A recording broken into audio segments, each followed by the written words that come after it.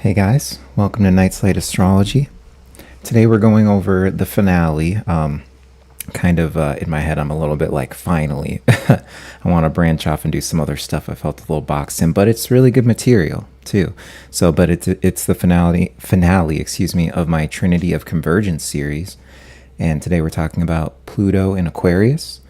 And with Pluto in Aquarius, I've tied this to Jewish eschatology, or study of the end times, study of biblical prophecy.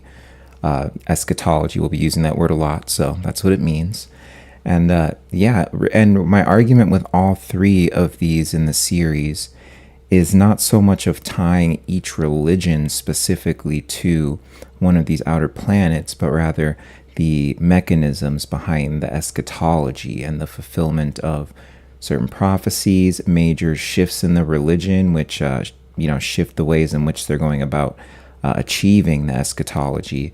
Because when you really get behind the layer of what's going on in world events, both in history and in past and antiquity and leading up to now, you can see that a lot of the elites and people in control are running under a basic script of eschatology. And that's really what is motivating them. When the things that you see going on in the world, like the Iran war, don't make sense, then you can peel back the layers and actually see that it's really driving towards an eschatology. And so this is the Trinity of Convergence, I'm calling it. But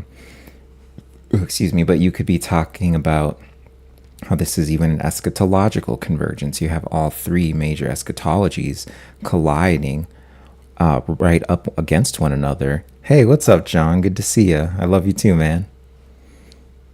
And then, or it's saying Johnny Diaz, but I know it's not. I know it's you, Matt. Excuse me, I meant to say Matt. It's really good to see you.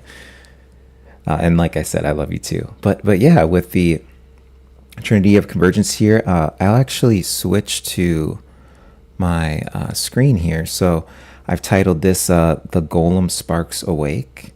I kind of had a couple things I was playing with in terms of the title and everything, but I really ended up settling on this one because golems are a huge part of Judaism itself, and the idea, especially when you start to get into Kabbalah, this gets into different types of magics and different things that spring away from the Lurianic Kabbalah, which we'll be talking about today. And when that came up, and that was also during a Pluto and Aquarius transit that we had. So we've got that transit back again. Of course, we're going to see these kind of things coming up. I find it interesting that you've got Jewish people who are Zionists that are in charge of a lot of these AI projects that are going forward. And so when you really look at the eschatology, you can see why they're in charge of this, why they are pushing certain things. We're going to tie this into CERN and some just really incredible connections I was able to make over the last week with the research that I was doing. Things that shocked even myself. I kind of had a general idea of where I wanted to go with it, but there were certain things that came up that shocked me. And then I was able to kind of just pull on that thread. But yeah, the Pluto and Aquarius, the Sabbatean engine, the Masonic bridge, the AI rapture, and the man in the blue turban. So we talked last time about a man named Edgar Casey and the sleeping psychic, or the sleeping prophet, some would call him. But today we've got another prediction that came from Nostradamus about a man in a blue turban. So we'll get into that. But yeah, the Golem Sparks Awake. And it says on here part 2. This is actually part 3, and it's the finale. Just an issue with my AI making the presentation itself. And good news, though. I don't know if this matters to anyone, if anyone pays for Claude AI. I have it make my presentations, and I don't know, I think they did a 5x on the usage you get per week, and just within a session.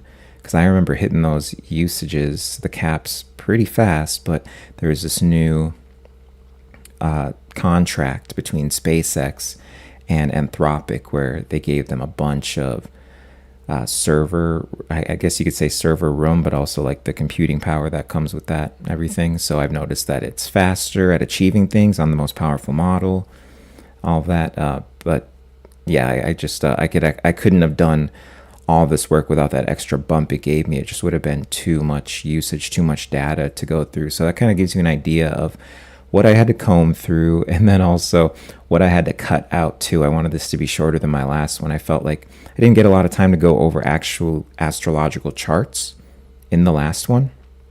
So with this one, we're going to go over, I've got like 10 charts pulled up, so we'll at least get through half of them. I should be able to get through all of them. This is a shorter presentation. I consolidated the information and just made sure to recite it. I've got a cheat sheet off if we need it in another tab here, just in terms of getting the terms down and everything. But and so for a golem, you know what I am going to do here, let's see right here. We're going to, let's make this bigger.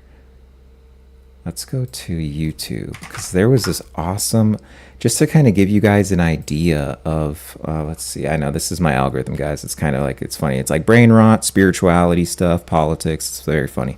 But let's do Golem Warcraft movie. This will kind of give you an idea of what a golem is, and it just gives you something to like have in your head too. I think we would just have to use this one, or maybe we could do Meeting Khadgar Warcraft. Maybe. Yeah, here we go. This shouldn't be copyrighted, so.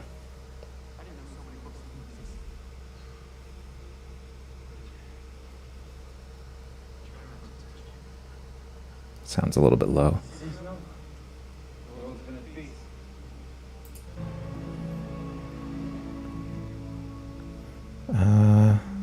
Not quite there.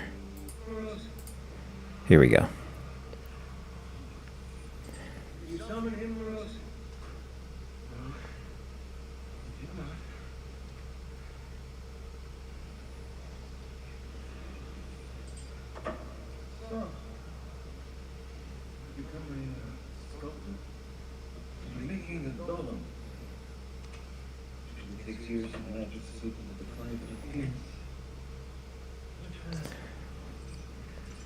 So you can see right there, he's sculpting, excuse me, this right here. And he says he's making a golem. And then with that first scene, actually, right here, you can see now I can turn it down. That guy had bad audio for that video. Let's see here.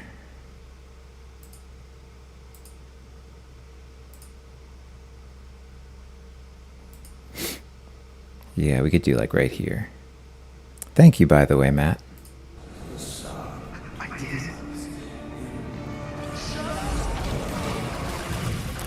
Let's see here.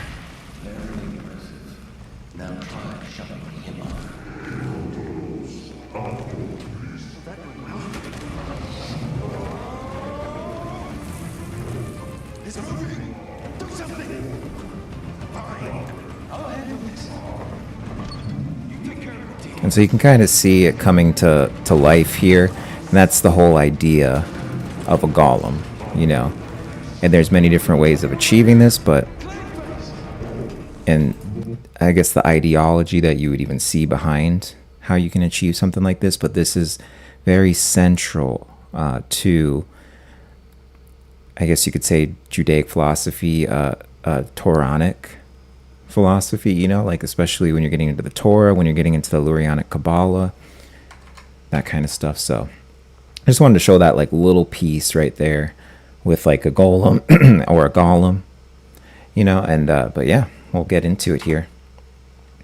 And then so right here in 1666, Jewish Messiah ended up in a turban. And so this actually was not during, if I remember right, this was not during, yeah, no, it wasn't. I have a chart up for it.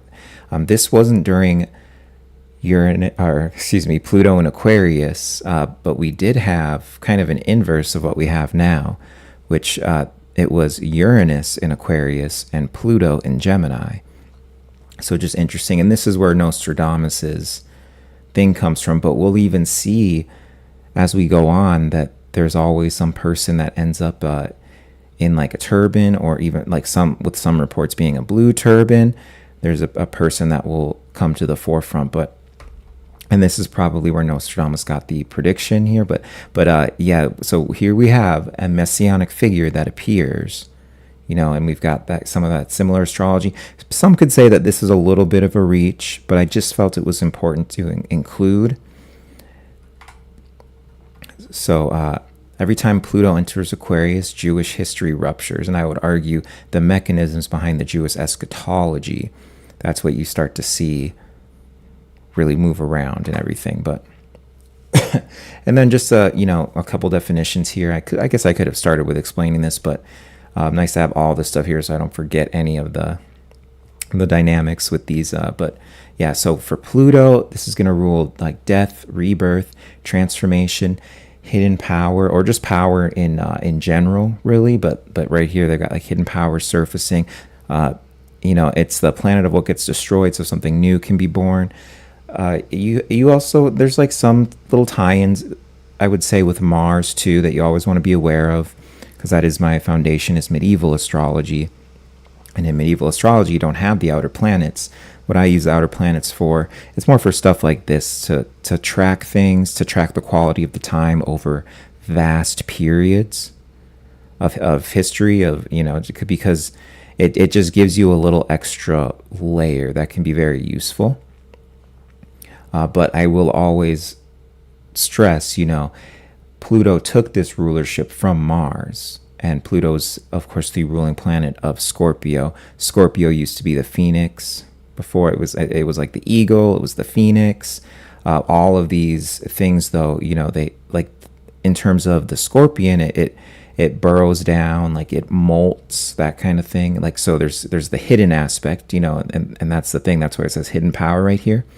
But really, it's what's hidden, and then there's the power dynamic. You can even combine that. But that's where you get that hidden nature of it. Right there is with the scorpion burrowing down underneath the ground.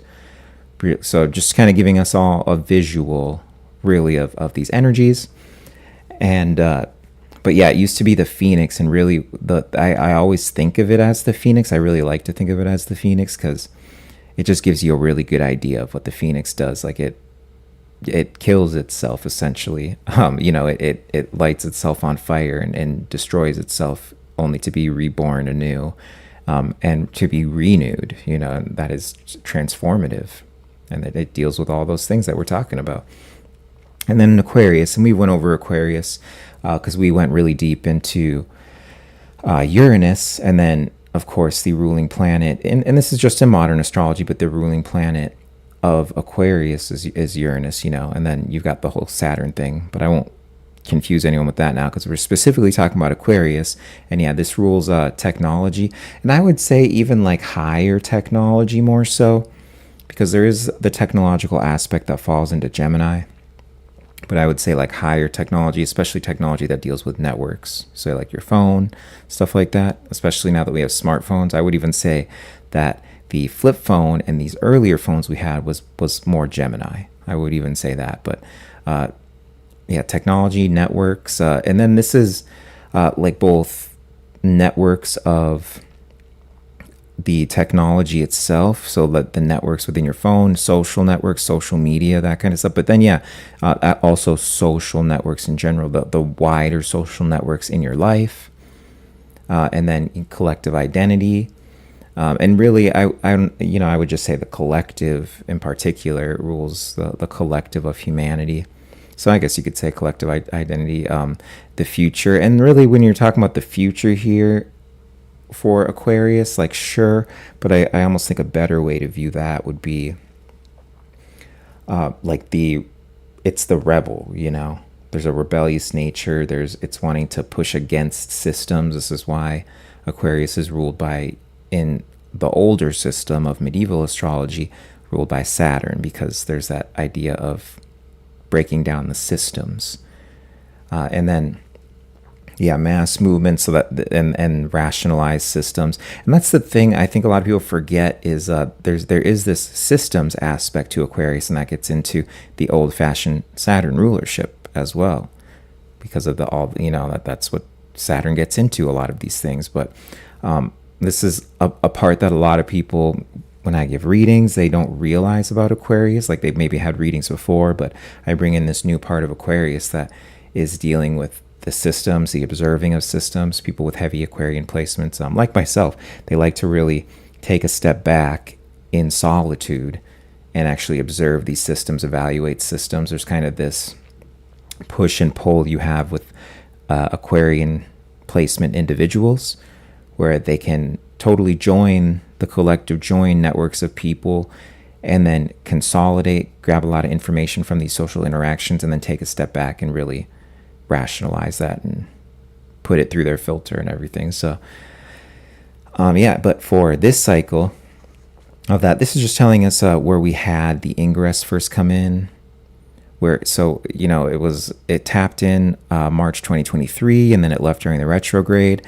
November 2024 is when it first fully moved in, which is really interesting too, because that's when I first got into, I've always been into astrology, but this is when I went all the way with astrology. I didn't really know what all you could do with astrology. So I knew like sun sign stuff, the big three, that kind of, but I didn't really know what you could do. I had never seen a compelling, good astrologer until I found, my first teacher. But yeah, it's going to be here until like 2043, 2044. Of course, there's going to be, it'll move out, it'll move back in. So like kind of somewhere in that time. And then this is the first time Pluto has crossed Aquarius since 1798. And really 1798 is when it left Aquarius, actually. So we'll just, that was the last time it left Aquarius. But we'll see that the entrance was a bit earlier, more like 1776, 1777, that area in there. That was when we really had it first moving in there. And this gets back into the Revolutionary War. We already covered that during Uranus Gemini, and it seemed to be more on brand with Uranus Gemini in terms of just what we were covering. So I covered the Revolutionary War there. Of course, there are going to be, once I'm done with this series, I'm going to get into a lot of history, charts of countries, all that stuff. So we will cover it again, and we'll get into even the Pluto and Aquarius aspect of that. Got a little bit of a slow build up here, guys. Sorry. And so Jewish eschatology here. So we've got the Moshiach, and this is the Jewish Messiah, a human Davidic king who gathers exiles to Israel, rebuilds the temple, brings world peace. And so this is really the interesting part here, because it seems like this is something that they're trying to gear Trump up to do. I mean, he hits a lot of these things. Now, bringing world peace, no, we're not seeing that. But my whole theory with Trump is that he's trying to get control of the whole Western Hemisphere. And by doing what he's doing in Iran, and really, I mean, it just seems to me like it's so stupid, and I don't believe in, I just don't believe in really mistakes on that level. They happen, but just not really for a long time. And we're going to start to see them and everything, but I just don't think they're that stupid with what they're doing over in the Middle East. I don't see that. I think there's actually a larger goal here.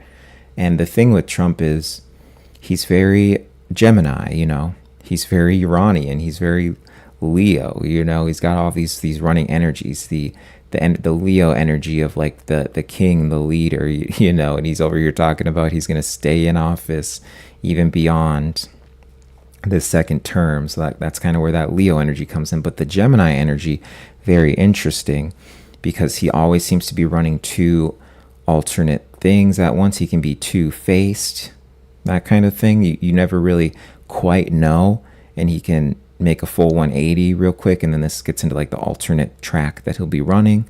He's very Gemini. He's got this dualistic nature. He pits people against one another that are working under him, that kind of thing. But so I think it's very feasible that there's a larger plan than we're seeing as to why we really got our asses whooped. If you look into the pilot that apparently hiked, like, I don't even know, it was some long ass way through the mountains that they're saying we left these planes behind and let them get bombed. No, it looks like we just like got a little big for our britches. We went in there and we got our asses whooped, But all of the military advisors were advising against this. So anyway, I don't want to spend too long on that or anything. I want to get through the content here, but there's that part, and then there's the uranium part with Trump.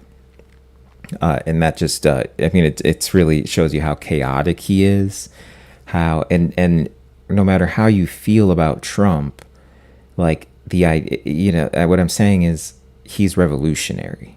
You know, him coming into politics revolutionized how we deal with politics, whether, you know, for the good or for the bad. However you fall on that, it did revolutionize politics. There's a revolutionary energy. Look at the people that got behind him, of all different types of people, very Aquarian, very Uranian, and how that happened. So just from an astrological point, revolutionary. But what I meant to bring up with what Trump is doing with that greater plan is there is some type of forced peace that it could bring if we end up having control over the Western Hemisphere. People need to ask us for resources.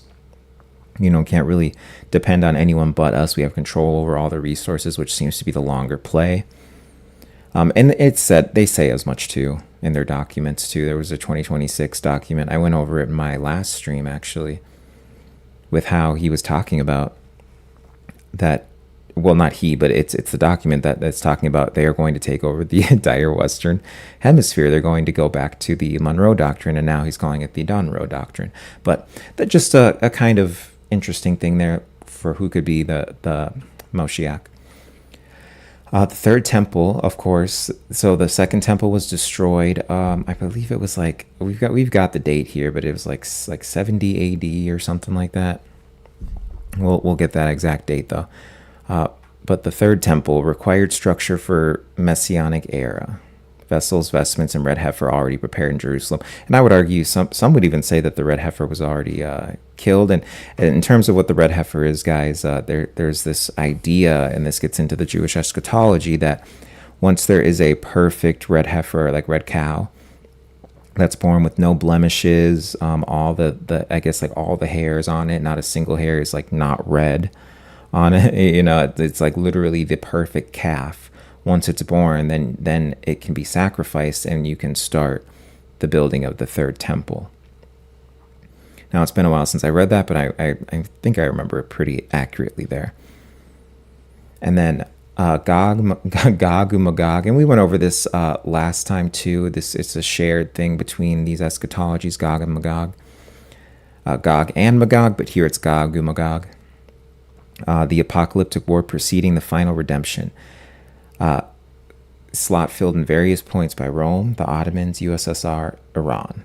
You know, this is and this gets into this whole theme I'm talking about with all of these planets, is that everyone is going to think it's the end times. But even with all these separate planets that I've covered, which would be Uranus and Gemini, Neptune and Aries, and then now Pluto and Aquarius, what you got actually is just with those placements on their own, people thought it was the end time. So imagine we're in all three. We entered all three in the same year, essentially. I mean, within a 1 year period, I could say we entered all three of those, because it was late 2024, and then the others moved in 2025.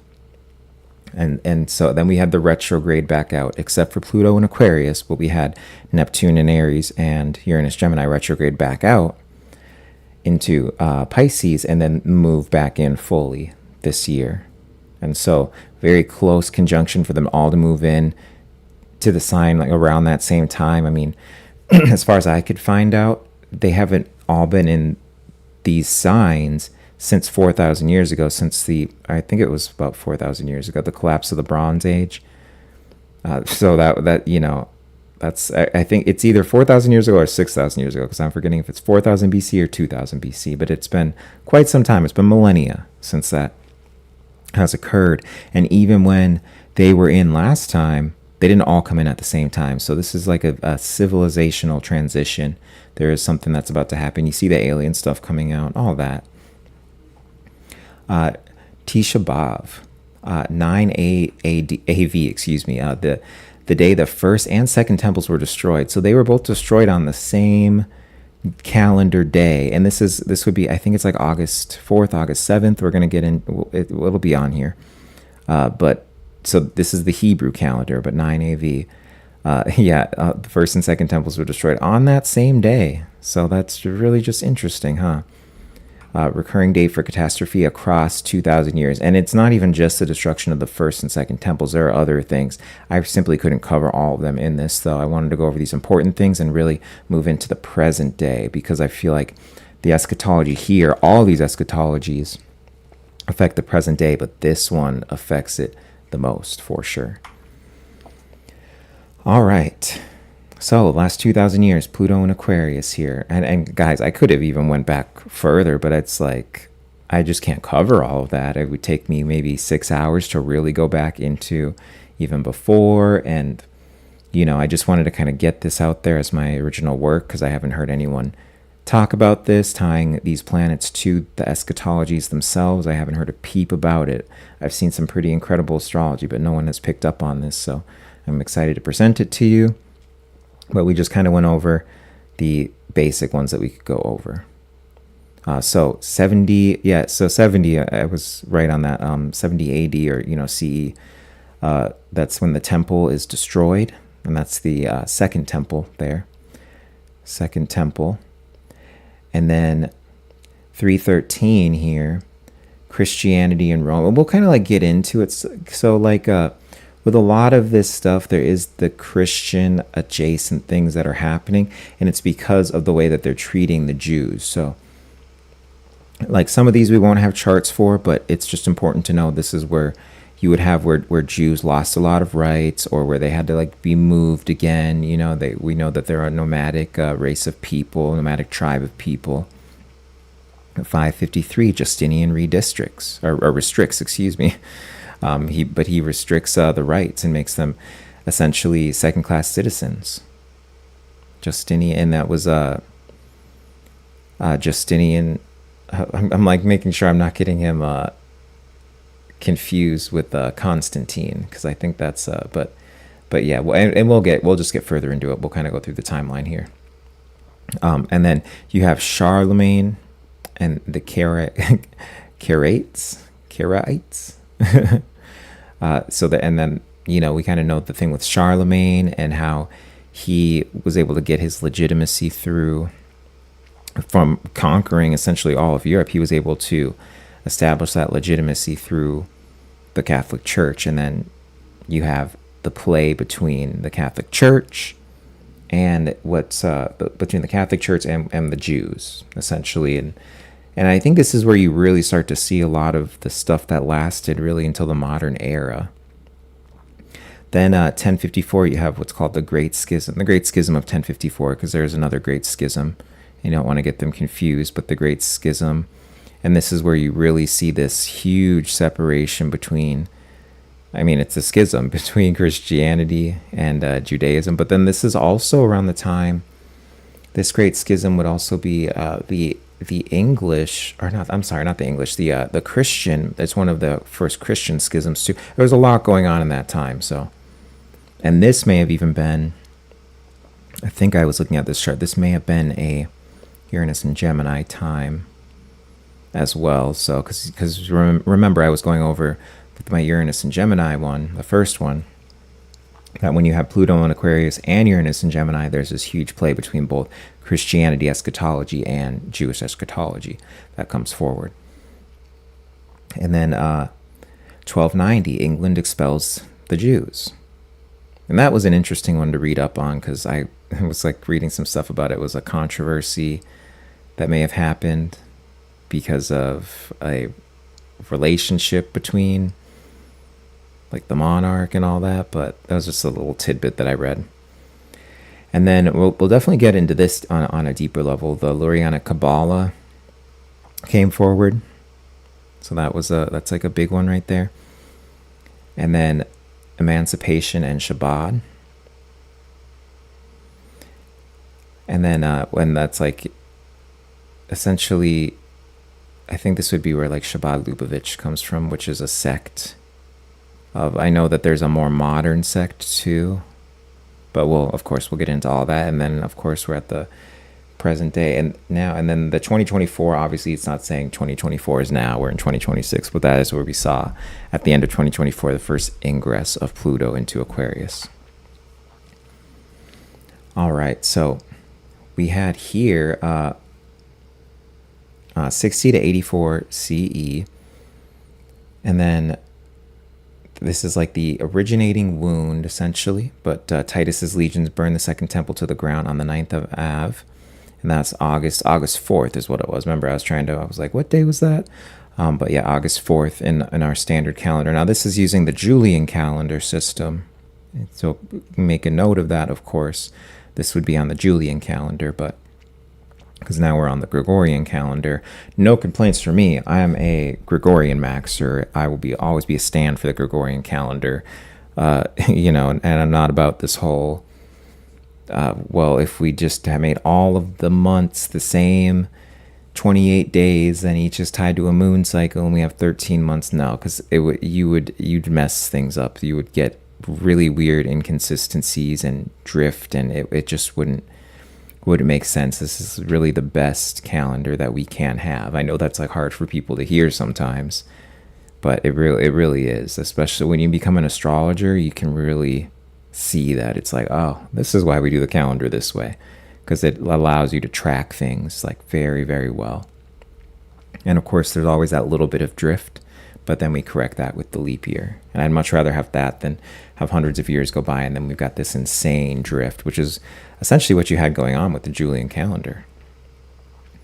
But yeah, and this is really where the diaspora would be Jews moving between all types of, let me go over here. Okay, I was just checking on something. So the diaspora would be with the Jews like being spread out or being a nomadic people. They for a long time they were definitely moving around as a people though, but this is really where the diaspora, you really see that beginning, where they spread out into different countries and all that, and it's because of the destruction of the Second Temple. So that becomes the default condition of Jewish existence. Messianic expectation gets deferred into rabbinic Judaism. Christianity formally splits from its parent religion.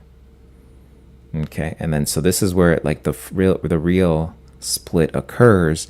And then if you remember back here, so that's like where the real split occurs. Oh, right there. Sorry, I keep going on to my other screen. That's where the real split occurs. And then this great schism is like a further split between, you have that between more of a Christianity kind of thing, but we'll kind of get into all that. But there's the Jewish aspect there and the eschatology aspect. So I do want to stress, but I just want to make sure people know I'm like organizing all this properly. All right. Tisha B'Av, the recurring date. Tisha B'Av would be 9 AV, by the way. That's like another word for it, Tisha B'Av. Catastrophes that landed on the same Hebrew calendar day. Okay, so we already went over the first temple was destroyed on that day. Excuse me, and this is a little bit less of the astrology itself, but just interesting thing that it's on these same days. And then also, it falls on some of these Uranus Gemini transits as well. So like when Edward I expels Jews from England, that was back here, 1290. And then, but then of course, like 1306 would not be the same. I mean, that's still within the transit though. It is within the transit of your, so we're kind of starting to have all this stuff get collected here that ties in with the Pluto in Aquarius. But yeah, so 1290, Edward I expels Jews from England.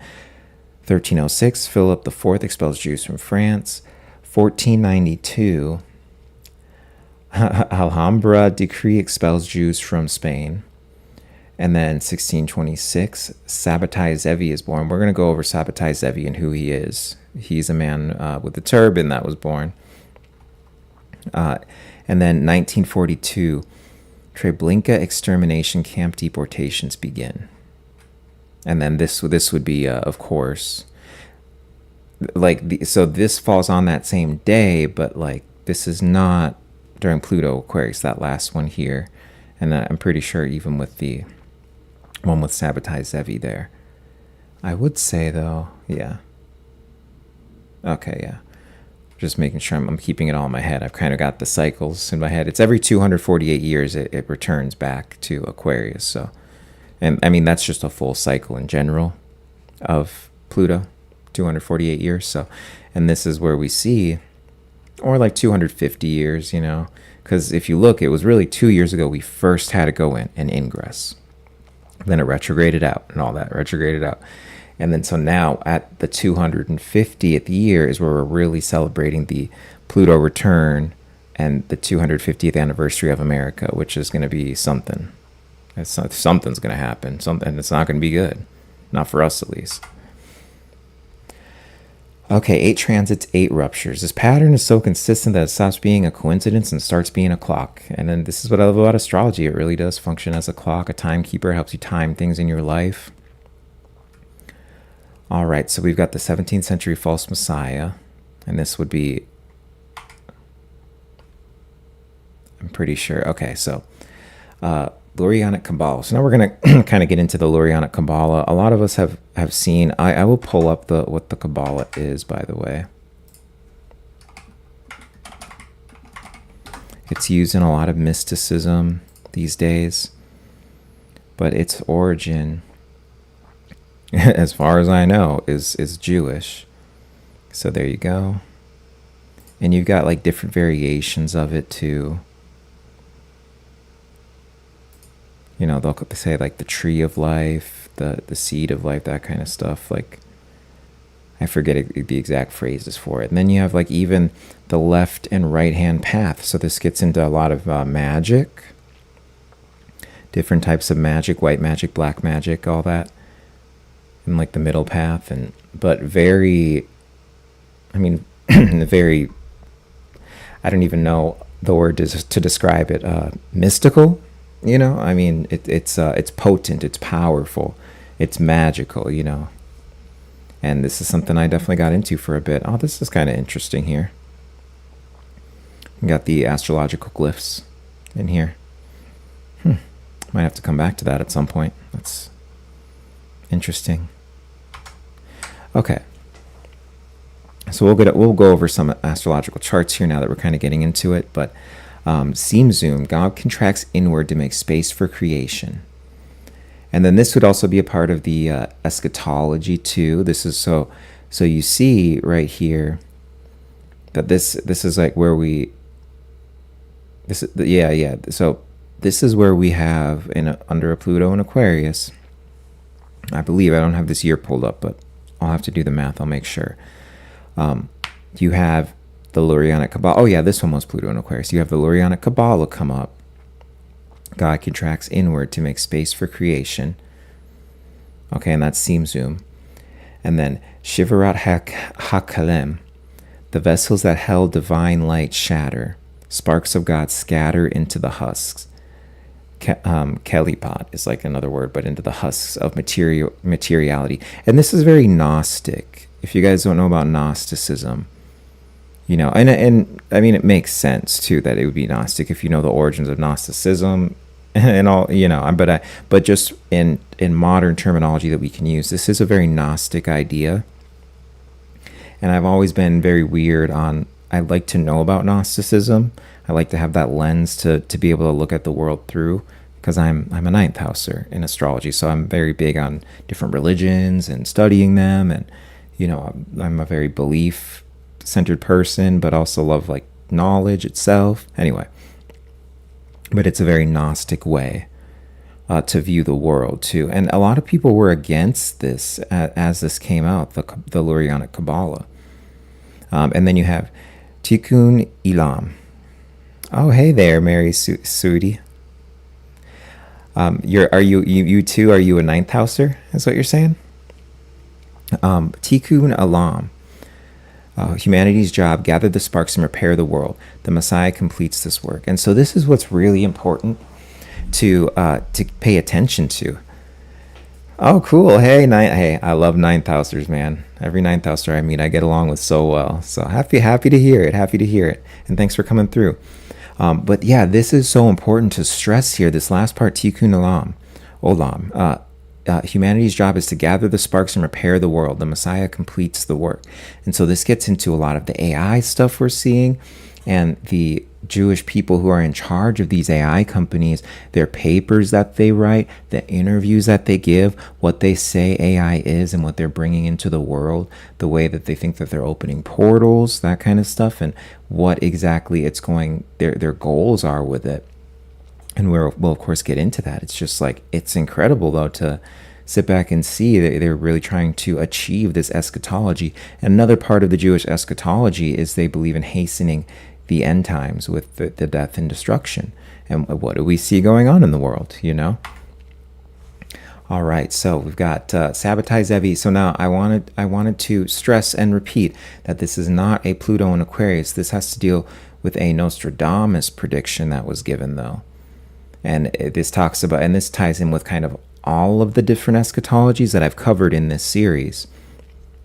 And but yeah, Sabbatai Zevi in 1666. And by the way, that prediction was Nostradamus talking about a man in a blue turban who shows up, and essentially, and he's deformed in the face too, like he's got some type of facial deformity. This is what they say with the Antichrist also, just across all of these things, is that there's some kind of facial deformity. But yeah, the Nostradamus prediction is a man in a blue turban shows up, and it's essentially is the Antichrist. But we'll get into the specific stuff and all that. The specific prediction, it's in here somewhere on one slide. 1626, born in Tisha B'Av, on Tisha B'Av, by the way. So this is that same date. He was born. This guy was born the day that the second temple fell, or no? Yeah, this would be which temple would this be? This would be a different temple that fell, not the second temple, because that was 70 A.D. Hey, what's up, Sydney? Good to see you. We're just we're getting into the Jewish things. No, we're being nice. I promise I'm behaving. But now we're getting into this guy in 1666, so that'll be fun, right? 1648, declares himself the Moshiach. And so we talked about what the Moshiach is. That is like the Jewish Messiah that comes out in the Jewish eschatology. So he declares himself the Moshiach in a Kabbalistically prophesized messianic year.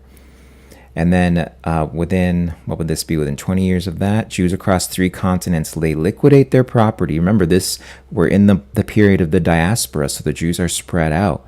And so this is something we are going to see coming back too. And I've made this prediction in previous streams here, but that, like, I think that all the anti-Semitism that's being pushed, because you have to think, okay, all this anti-Semitism is being pushed, but how is it being allowed if like these Jewish Zionists, these powerful Jews, are in such control of the media? Well, I think it's being allowed, and I think it's being allowed to achieve their eschatology. I think they want to ramp up the anti-Semitism and hate against Jews so much that they can offer a safe haven at some point where it just tips over. Because you can really see, especially after this election, with Thomas Massie and the Israel-backed candidate, because Thomas Massie was the only one who wanted to bring out the Epstein files. He was going against. He was like one of the only conservatives, like him and Marjorie Taylor Greene, going against Trump and actually standing for their constituents, not really buying into all this. So, but this is what you see is they dumped the most expensive congressional district race ever in American history, because they were going against Israel. And so this shows what an occupied nation we are, while at the same time they're allowing the anti-Semitism to come through. And they dumped, I think it was 28 million into that race just to beat Thomas Massie. And they still didn't beat by a huge margin, by the way, you know.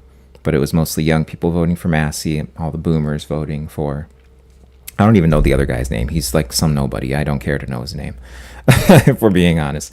But anyway, but we're going to see this again of when this gets to a point, there's going to be a safe haven that's given in this new Israel that they're going to be creating. And whether Iran is part of that, personally, I don't quite think so.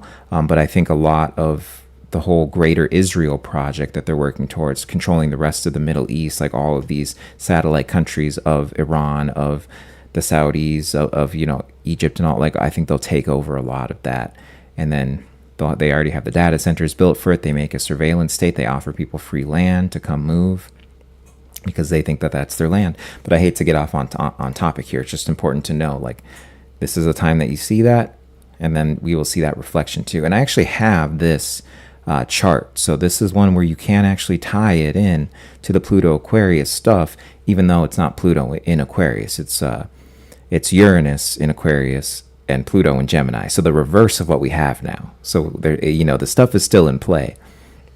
But 1666, the Sultan, after, so this guy declares himself the Messiah, essentially. He starts to have all these Jews join him and leave the diaspora and consolidate. And then in September of 1666, and just there's that interesting number with the 666 too, and 6 is like a holy number as well in Judaism. But with the 1666, the Sultan, who was like over the whole area at the time, he gave him a choice between his head or the turban, and so he chose the turban. He converted to Islam, and then so that's just like an interesting side note. But we've got this term redemption through sin, which will be kind of important because it's about the stuff that I was really bringing up here with the AI and where it's going in the present day with all the Jewish people who run all the top AI companies. Most are what is it? It's mitzvah haba ba'avra. I just can't. The commandment that comes through transgression. So most messianic movements don't die when the Messiah fails. Most messianic movements die when the Messiah fails. Sabotage didn't. Nailed it. Nathan of Gaz's theology. The Messiah has to descend into impurity to collect the sparks trapped in the husk. And there's that sparks thing again, when I was talking about the sparks and the golems being a part of Jewish culture, Jewish mysticism, Jewish magic. But it's very Gnostic in that belief of believing that we are these husks that are animated by divine light. And I think that there's some truth to that, but just in the way that they view it in the very Gnostic sense.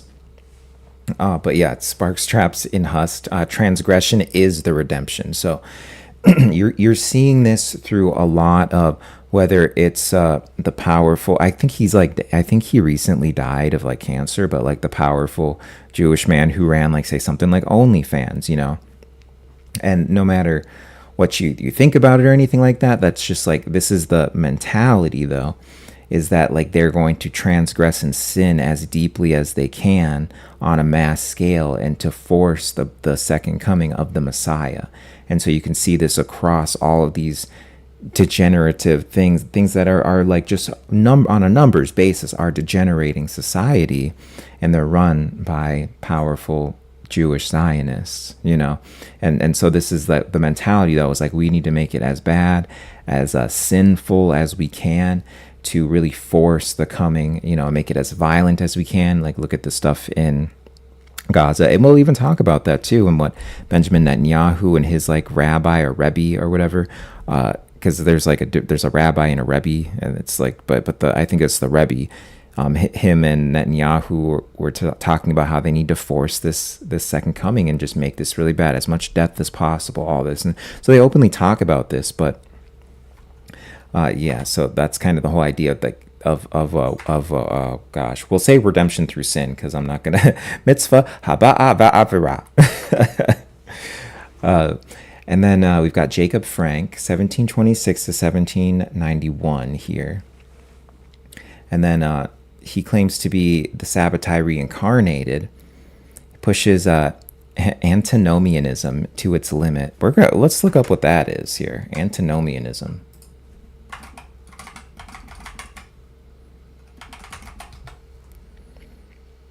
The theological belief that God's grace is so absolute that Christians are entirely free from the obligations of moral and religious laws. Interesting. Grace removes the need for obedience, but true grace leads believers to holy living, not lawlessness. Interesting. Oh, I never heard of this. It's good to know. But we're focusing on Judaism, so. And so this is, I see, so this is something that went underground into the modern Zionism, or like, I'm sure this is tying it to Christian Zionism here. So where Sabbatai apostatized to Islam, Frank baptizes thousands of followers as Catholics while continuing Sabbatean ritual in secret. Interesting. Okay. Yeah, because that's the thing we talked about, is how that this Sabbatai Zevi guy here, he got essentially was forced to convert. So where they're saying that Sabbatai Zevi was the prior incarnation of this man. He claimed to be the reincarnation. And then this was also during, I know that it was like 1777 or something like that we had last Pluto in Aquarius. So this was during that time period.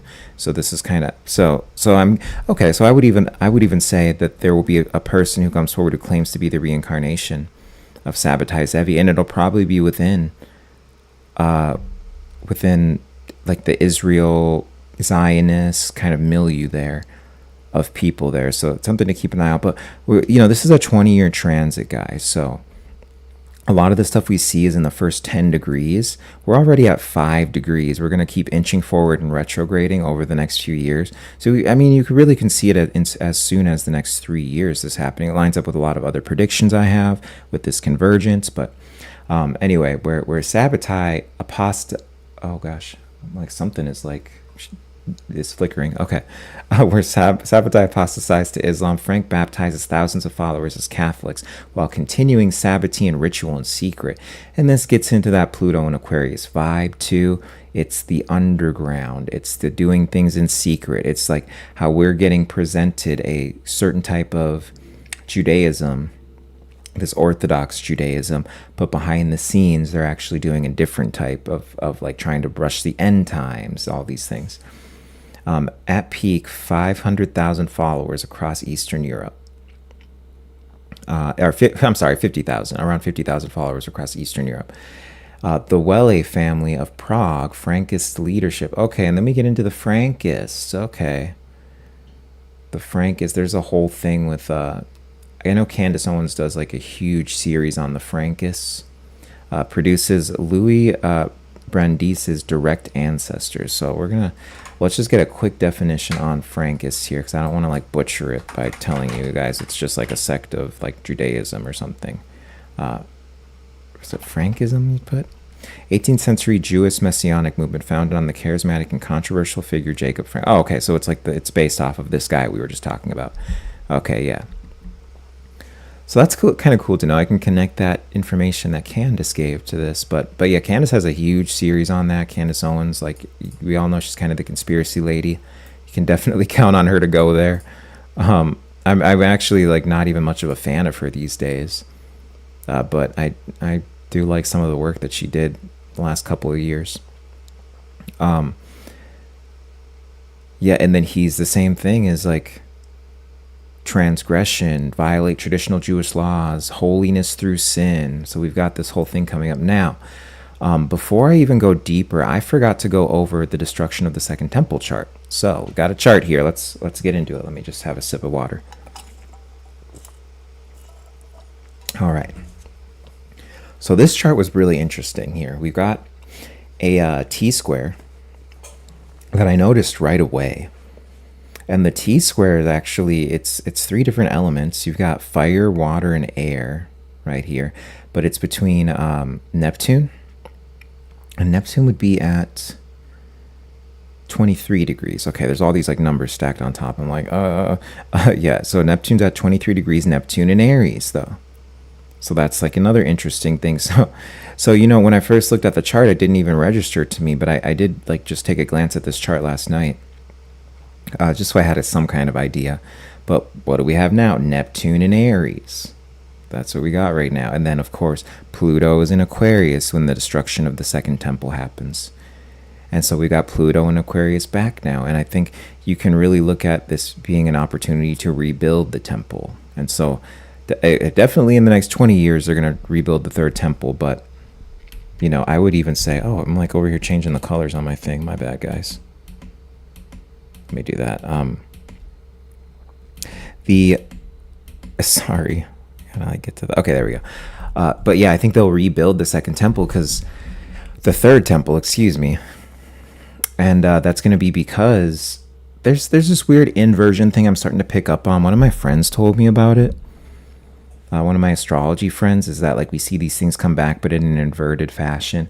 And I don't know if I would go all the way with that, but this would be a case where I would like say that it could be inverted. But to get into the placements itself, yeah, you've got that Neptune in Aries there. That's at an opposition with Saturn in Libra. So Neptune in Aries, that's the violence that comes through. It's the spiritual planet too. So you have like the planet of spirituality and stuff, like bringing in that violence at opposition with the structures and agreements that they had going on at that time.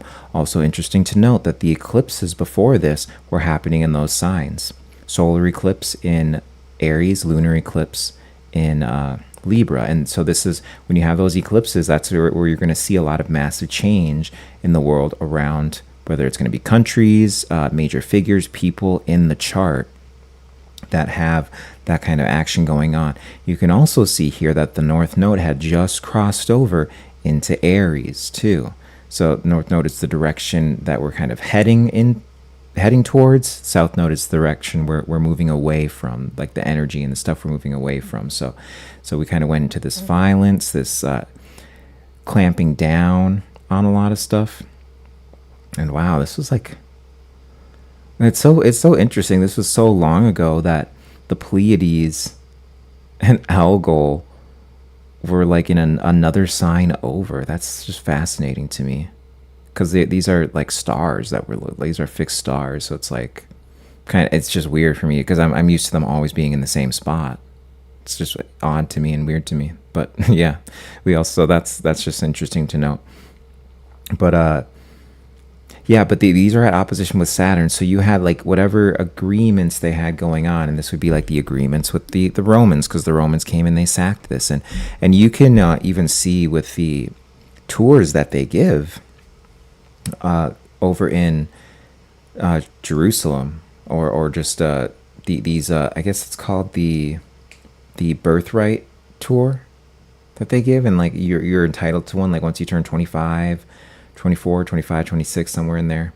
It's probably timed around a Jupiter return, honestly. But you are entitled to one if you've got like Jewish blood in you, and you'll get that trip. But what the takeaway people have is that their hate for Romans is palpable. So that's just a funny note to have. But no, this is really where there's some kind of agreement here that was like massively broken between the Romans and the Jews at that time. And yeah, they destroyed the temple, they sacked the city. I heard that they even like they put dead Jewish bodies on catapults and launched them into the temple that they were holding down, because they know how they tend to their dead and that it would cause infection and disease, and it did. Then these are both in square. So Saturn here, and mind you, this happened right when Saturn was on the eclipse, on that lunar eclipse, the exact degree. So like that's a huge thing, and this really just deals with like the structures. I mean, I would even say like coming in, the structures within Judaism, like leaving. There's just a complete new structural change, and you can see that we're even still dealing with the backlash of that today. And then, but yeah, that's in square, an exact square too, over here to Venus in Cancer. And, you know, Cancer is going to really be dealing with the homeland. And then even you've got that conjoined with Ceres, which is this, like, it's the motherly figure. You know, so their homeland was totally stripped away from them. Their spiritual place with that other square that comes in, not an exact square, but a tight square that comes in here. The homeland, yeah, this definitely deals with the homeland. And then, like, what comes, the vertex is even there at the time. This is a pretty accurate, like, time frame here, too. I got this within like an hour or two, so I would say that these houses are accurate. You got the moon right on the horizon in the last degree of Scorpio, and that's squaring Mercury here in Leo with all this Leo stuff. All this Leo stuff is in the ninth house too. So the ninth house is going to deal with faith, belief, that kind of stuff, religion, that higher, you know, that's really where that comes in. Even with Pisces, ruling planet is Neptune, you know, in modern astrology, but in classical astrology, the ruling planet is Jupiter. And that's why you've got that belief thing, the spirituality thing with Pisces. So really big deal to see that in the ninth house. You know, and like I said, this is within, I mean, no matter which way I did it, if I flex this like an hour before or backwards, this falls with major placements in the ninth house. But that sun there just barely conjunct Jupiter too in Leo. So it's like someone had a problem with, and this is where I tie Pluto and Aquarius to the Jewish eschatology. If someone had a major problem, some king, you know, Leo rules kings. You know, and then with the Jupiter there, there's like the sun is ego. You know, Leo, it's the ruling planet. The sun is the ruling planet of Leo. So you got that Jupiter in there. It expands things. It amplifies things. So there was something about that came in there. And you know, you're seeing this right as the sun gets within orb of Jupiter too. So that came in and it was like, okay, like the order's coming down. Like, get rid of them all. You know, we're like totally wiping it out. And you see that all at opposition with the eschatological planet and all of these rumblings going on underground of Pluto and Aquarius. Now we could start to get into a lot of what we think is going on behind the scenes through all of these ages, and like why Jewish people are getting kicked out of 109 countries. I mean, is that, didn't it go up by now? I don't know. But, you know, why they're getting kicked out of all these countries is because a lot of that mysticism that I was talking about too, and not even just the mysticism, but there was this one thing. You know, it's funny because I was, Sydney in chat remembers this too. When I found out about this, she probably thought I was crazy when I texted her about it. Oh my goodness. But there was this instance of it's called Simon of Trent. I forget the exact year, but it was where all of these Jewish people or like Orthodox Jews, they kidnapped a little boy who was like, I don't know, I think he was like a year old or something, not even. I swear he was between like 1 and 2 years old, and they all like got him strung up essentially, and they like bled him of all of his blood. They were like cutting into him. They tortured him in the most foul ways. Like I won't even like say or anything, but then that was found out, and then they essentially all got executed. And then there's this back and forth with the Jews saying that never happened and it's blood libel and like and all this stuff. But I mean, if you want my opinion, I think that's exactly what happened. I think the things we keep on finding out in the present day would kind of reaffirm that that's probably what they did. Now, and I'm not saying this is like all Jewish people or anything. It should be obvious I'm not saying that, but there is this part that we haven't been allowed to talk about, this part of Jewish culture, and it's tied to Pluto and Aquarius. Remember what I said? Pluto is what is hidden. It's the underground. What runs underneath all of this stuff. And just, I think we can make a really good connection with that and all that. But those are the major placements that you have there. You got Mars in Gemini here. So that definitely helped with the troops coordinating and then like tearing down the structures, tearing down the temple itself, because Saturn's going to be the structures of things. So it's the temple itself being destroyed in this T square. And then I was bringing up that moon in Scorpio. You know, it's like what's going on behind the scenes too. And that's a thing I would need to do more research on. But there was definitely something deeper behind the scenes, under the veil here. And that was communicated to the king. That was a part of this, because you got that Mercury up there and in the king sign of Leo. They're standing alone in that square, pretty tight square, to the moon in Scorpio there. And that's in the 12th house too. So it's double hidden. Scorpio is already what's hidden. And then 12th house or Pisces is also a hidden house. So that's where you deal with like hidden enemies, stuff like that. I always got to be careful of those 12th house transits for hidden enemies. Although I like my 12th house transits. I don't know. Maybe people got to be, I don't know. I don't feel like I'd be having like all these hidden enemies that come out of nowhere. But anyway, let's get back to the presentation here. So that was Jacob Frank, the Frankists and all that. So now we really are going to kind of start to move it here. We're about to catch up And that was like the main chart I really wanted to go through. We'll kind of see. I put a lot of stuff in here, but we're going to kind of like weave around and just do what we got to do. And we'll get into a couple more of the modern charts because I don't want to spend too much time in the past. So we can do it, but I'll just be here forever. And I think there's so much in the present right now, just with this small amount of stuff I went over, that we really can get into. But yeah, so the Sabbateans and then the Frankists. People will say like Sabbatean Frankists, because you're combining the Frankists are essentially a continuation of the Sabbateans, and that was Sabbatai Zevi, the first guy. The Frankist, the guy saying that he's the reincarnation of Sabbatai Zevi, which would be the Moshiach or the Messiah. And then the Chabad Messianis, and that gets into like Chabad Lubavitch and that kind of sect that's going on, and it's really just the same type of thing that I'm talking about too. And then we move here to AGI Rapture faction, which is the artificial general intelligence, which we haven't on paper. That's what we've been told. We haven't achieved that yet. I'm not saying that we would even have access to that if we have achieved it, but it's kind of like one of those things where, and actually, let me go back to the chart here. This is another thing that's so interesting too with Pluto and Aquarius. Aquarius rules higher technology. And Pluto is like, it's the hidden planet. So these hidden technologies that we've had are going to now surface under Pluto and Aquarius. That's an important thing to say. Now, obviously, this is like, I'm just pulling it up so you can kind of see what Pluto and Aquarius looks like here.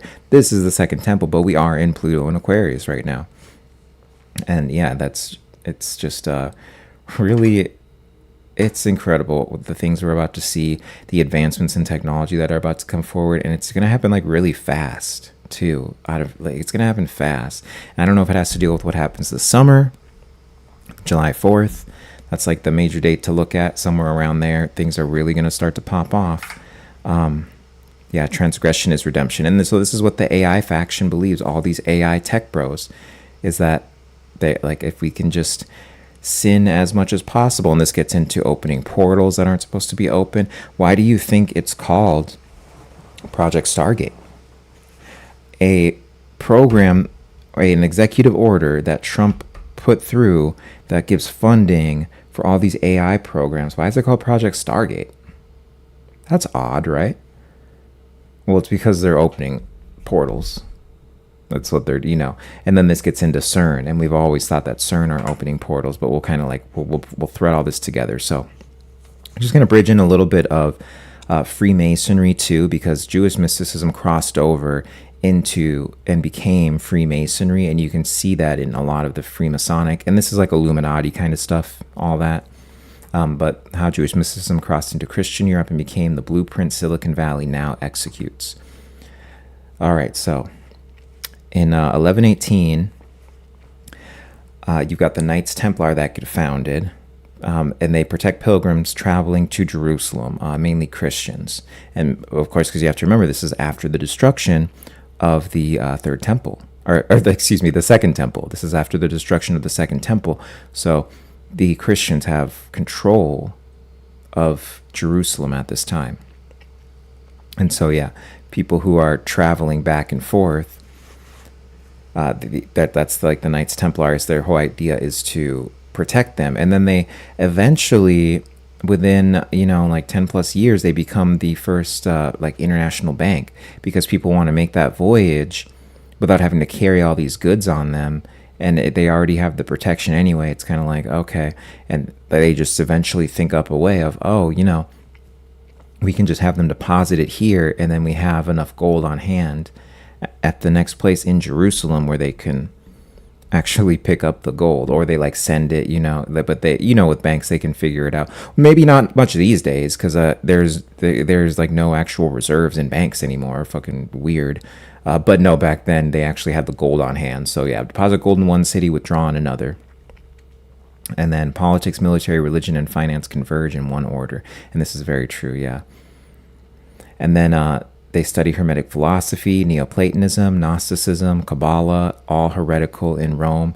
But they were sanctioned to study these things for a while until it wasn't politically expedient for the kings. So then the Catholic Church plus King of France crushed the order.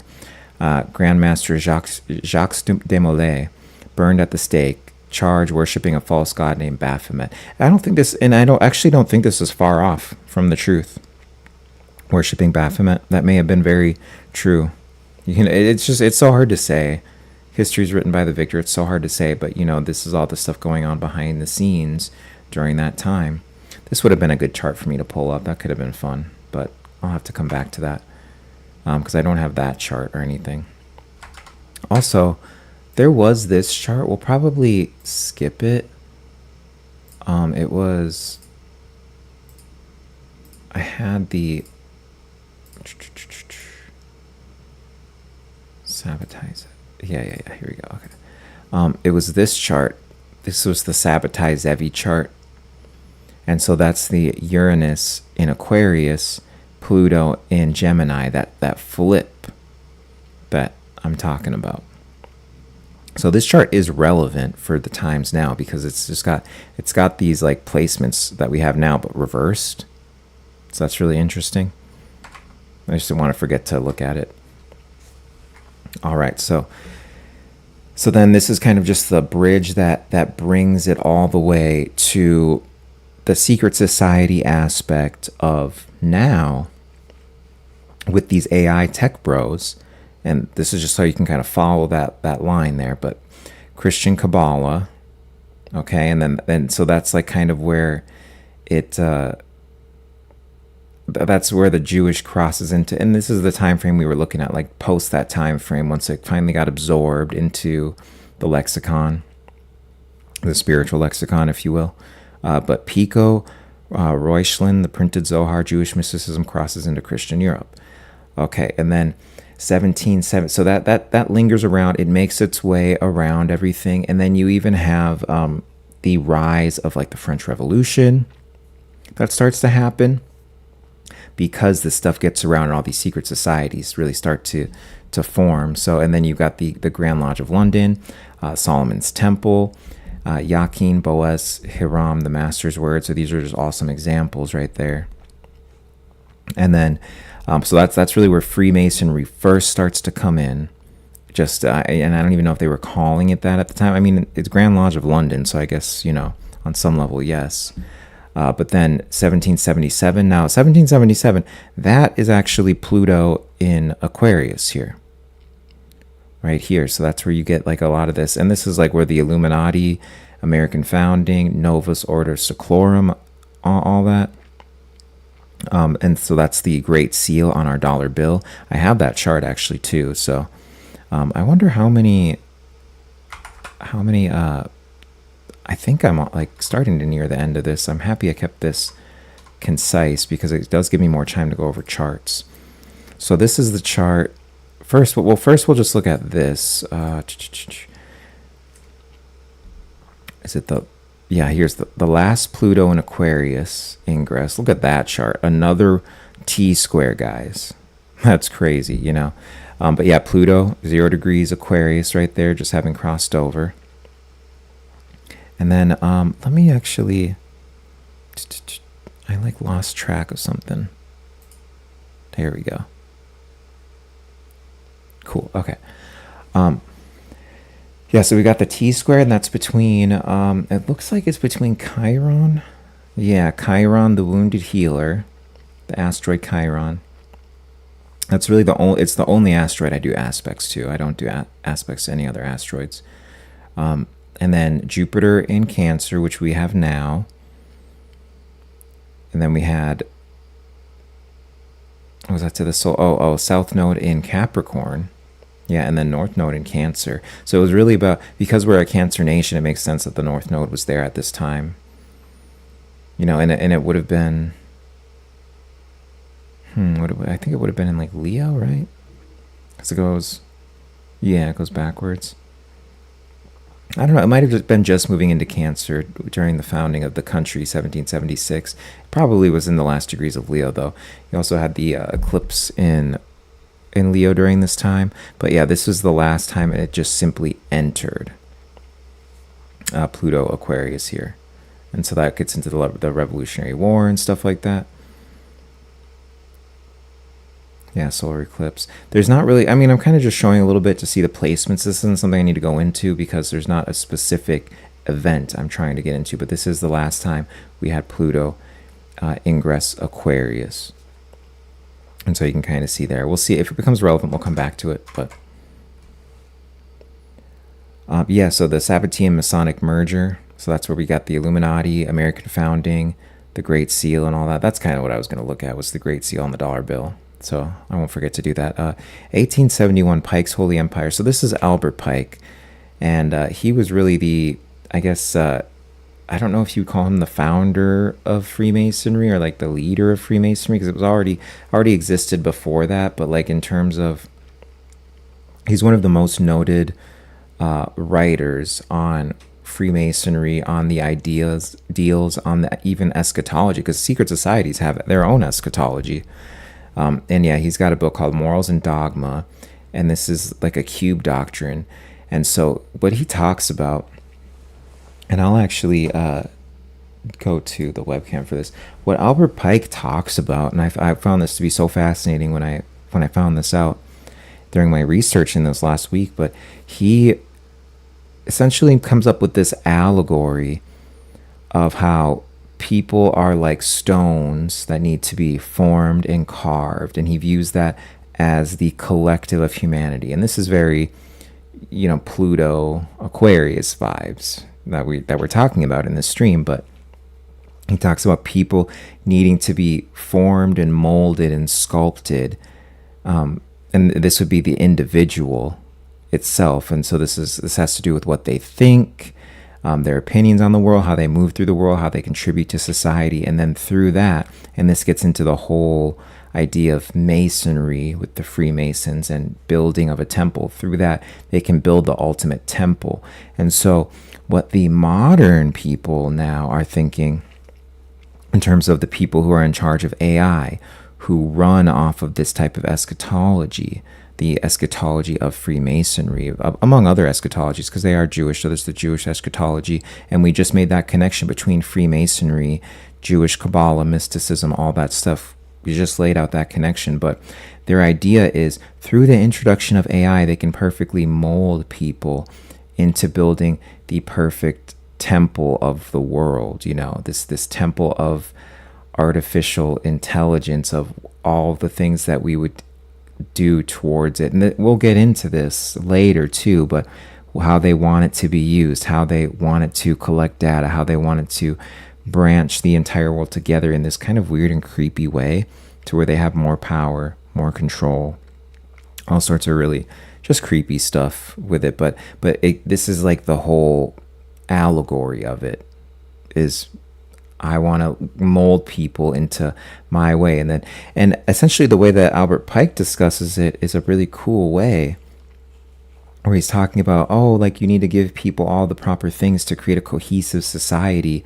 And that's like really the higher octave, or the good stuff with Freemasonry and what it delivered to us, and why we were able to have such a great country and everything like that through these ages. I mean, obviously we had their things, but for the most part, like, it's a testament to what America is and was. But now the way in which they're pivoting this, as we see all these structures collapse, is AI is kind of the new chisel for us, and they're going to use AI as the chisel to mold us, and then create whatever it is they're looking for through this eschatology endpoint that they have. And this is that Pluto and Aquarius that we were talking about in today's thing here. But let's take a look. All right, so Freemasonry's temple rebuilding fraternity. Every Master Mason ritual reenacts the building of Solomon's temple. So this kind of really just gets into some of the stuff I was just talking about. 2 pillars at the temple's entrance. You always see the 2 pillars with all the Freemason stuff: duality, balance, the threshold. Every initiate crosses. And then you have Hiram Abif, the temple's architect. The Solomon's temple architect, murdered by 3 ruffians, resurrected ritual. There's a resurrected ritual every 3rd degree that you do, and there's the 33 degrees, whatever hidden degrees may even exist. It's tough to say. The lost word. excuse me, the master's secret name of God, lost at Haram's death, recovered only by the perfected Mason. 3 centuries before the Temple Institute prepared the red heifer, Western elites were rehearsing the third temple weekly. So we've been leading up to this for a long time. We talked about the red heifer, we talked about the third temple. And so really the only missing thing is, and this is gets into the title on my thumbnail too, but creating AI as God. And now this gets into something I can really wrap all together with the whole idea of them molding us to be usable with AI, to lose our skills because of AI, to use it to think for us, all this. You can go on and on and on, but eventually getting to this place of making AI God. And this is actually something that you can really see in the astrology coming up. Now, it's not super soon. This is like 20 plus years, like roughly 20 years is where you start to see this stuff. And it's after what would have to be destroyed essentially for us to forget that AI is AI and essentially name it God. There'd have to be a massive amount of destruction. And I think that that's really what we see coming in these next couple of decades, honestly. And it's tough though, because there are going to be enclaves of people who really band together, I think, and are able to escape a lot of this. But I think a lot of humanity gets lost in that kind of stuff. But yeah, so you got that whole Solomon's temple, the temple building, and now we're in the process of making a new temple of the world as we have all of the power dynamics shift over, and Pluto rules power. All right. Underground merges with the Lodge. Bavarian Illuminati. Yep. Item Weishaupt. At the end of Pluto and Aquarius, or at the beginning, of Pluto and Aquarius, Adam Weishaupt does his first attempt to reshape Europe through secret esoteric political order. So we've heard of the Bavarian Illuminati. This guy's also a person. Adam Weishaupt, he lost all of his letters to and from the Illuminati, and there was a lot of heat that went on the Illuminati because of that. Asiatic Brethren, Vienna-based order. Yes, Novus Ordo Seclorum, Great Seal of the United States, adopted June 20th. And that's in 1982. Unfinished pyramid, all-seeing eye at the top, the Masonic eschatology printed onto Americans' currency for the next 250 years. And so this is what you got to remember, guys. And now I have the chart for that. Let's take a look. The Grand Seal, where are you at? Great Seal of the United States, June 1782. I just have this as a noon chart, but that's okay. We're not going to use the house system for this, but we will look at these placements here. So you've got this. It's funny because you've got all of these Cancer placements, and this is a Gemini though. The Sun is in Gemini, which is actually quite fitting. But you got all these Cancer placements, and then this America itself is a Cancer nation. It's a Cancer sun. So you've got really, I think it would be right on Sirius, or it's closer. It's between Sirius and Uranus there, the sun of America. But anyway, you got the critical degree. Oh, okay. No, I'm not talking to you, Siri. Fuck off. Oh my goodness. So you've got the sun at the critical degree of Gemini right here. I know it looks like it's in Cancer, but it's in Gemini there.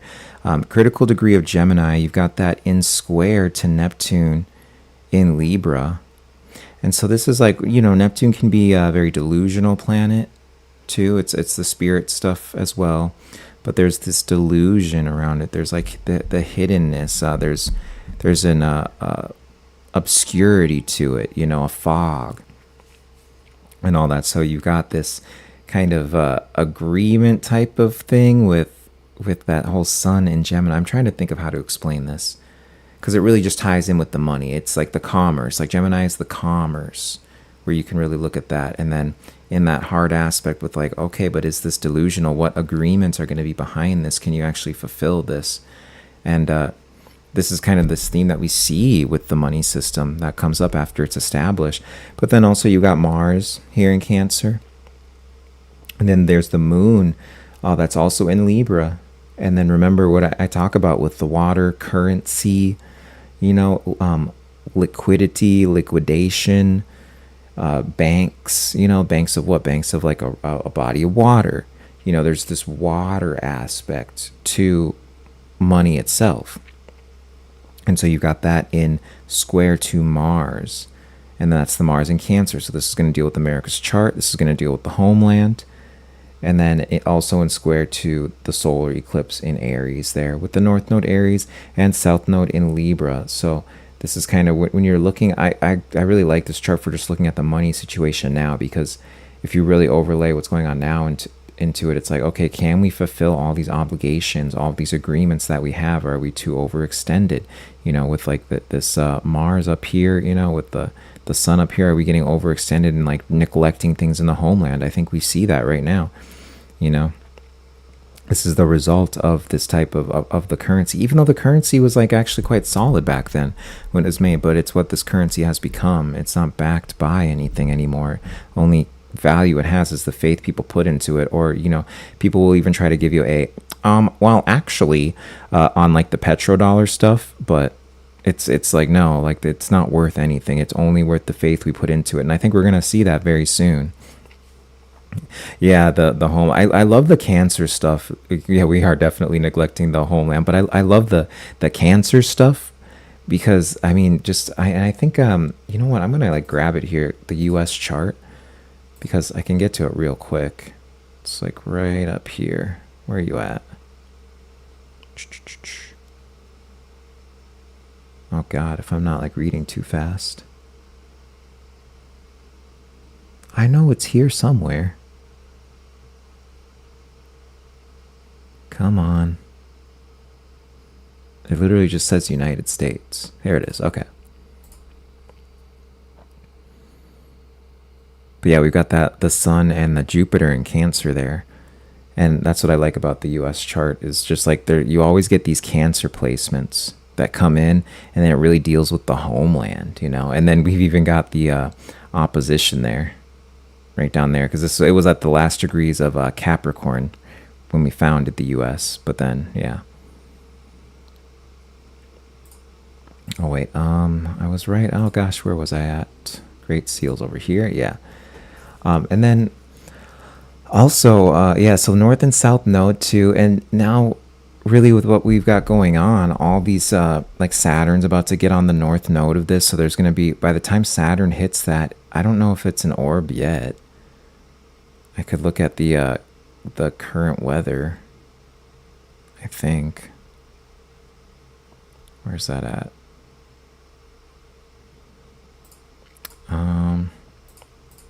It's right over here, current planets. Chart of the moment. We've got Saturn at, let's put it here. Where are we at? Saturn at 11 degrees. Okay. So I almost feel like this kind of lines up with the prediction I've been giving on where the money system goes towards the end of the year. Because you're going to have Saturn, it's already within orb, and we're seeing this weird stuff with the money system, with like trying anything to keep this petrodollar, which is not working for us anymore.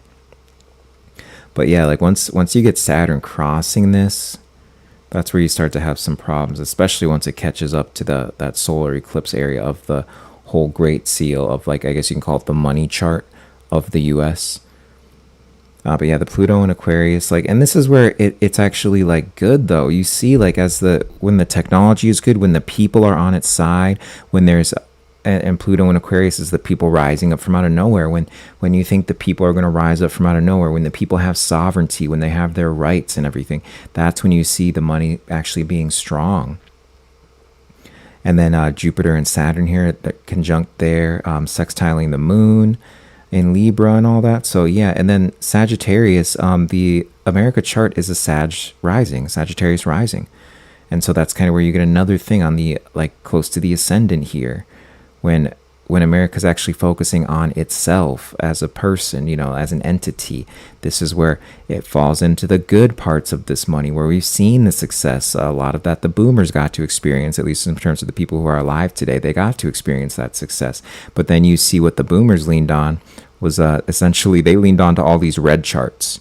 They fell into the delusions, right over here of like, oh, you're telling me I can have even more than I already have, which is more than anyone's ever had in history in terms of wealth. Sure, I'd love to take out some equity on my home and not leave it. Like I can't with the boomers. No, I don't. I'll like honestly crash out. Like, don't even get me started on the boomers right now. But and then you have the sun opposition to Saturn as well. So it's just like, it gets back to the whole homeland thing. I mean, this is like technically in Gemini and everything, but are we gonna focus on the homeland, or are we gonna focus on like what we can use, how the commerce we can use this on, or are we gonna focus down here on what would I say, that like the yeah, okay. I'm almost like reading that backwards. Are we gonna focus on the structures at home, or like the commerce that we can do abroad even? But I think that's like the most I can really pull out of that chart. And I want to start to wrap this up too, because I think there's like 2 or 3 charts really just to look at. Yeah, this is like that algorithm I gave. Society is a raw stone. Cut and polish each person into a perfect cube. Stack the cubes into a pyramid. That's the temple of God on earth. And so they believe in doing this and creating through AI, because this is the thing that's coming through right now. Is like, okay, like we're probably going to have a draft come up, but then the draft won't actually be for war, because they're going to use the illegal immigrants for that. Because like, they'll do the draft. This is what I think is going to happen. They'll do the draft. Everyone will like freaking riot in the streets, or just like people will not be about going to the draft. It's going to be too difficult. Most people, because if you think about it, most people would rather just do the prison time anyway than go and die for Israel's war. Most people would rather do that. So then I think what they'll do is they'll actually switch it to a draft for like helping the war effort. They've already gotten all these technology companies signed on to start making munitions in the next like year or two, which like no one on the news is talking about. But yeah, like they've got all these car companies like Ford, GM, all these people who they're signed on now to start making munitions and weapons here in the homeland. And this is why I say we're going to take the whole Western Hemisphere. They're going to like do a work draft essentially, and the war part of the draft, anyone that's needed. I think that's what ICE was for. And the because I look at the ICE stuff that happened, and I'm like, well, that's interesting. Like they don't seem to care about what's going on in terms of like the feedback they're getting from the American citizens. They really don't seem to care, especially when it comes to Israel. But all of a sudden they backed off of the deportations because of protests going on. I don't really buy that. I think it was a test run to figure out and work out all the kinks with rounding up immigrants to send them to war. And this would exactly mirror the Civil War astrology, where they had slaves fight for their freedom, for their citizenship within the country. So I kind of think that's like the way it's going to go. But I bring that up because it's going to be the conscription that happens in the work sense. I see as being people working at like AI data centers doing work with AI that's forced. And then this is where this comes in, of this whole analogy of making like the pyramid, making society into like this temple of God on earth, because AI will be the new God. And so hopefully that I'll have to clip that, because that's like a nice concise explanation of all this stuff we got into. But yeah, so how do we turn humanity into the cube? Artificial intelligence.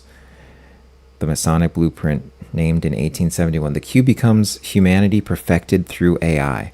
Pike said it 154 years before OpenAI existed.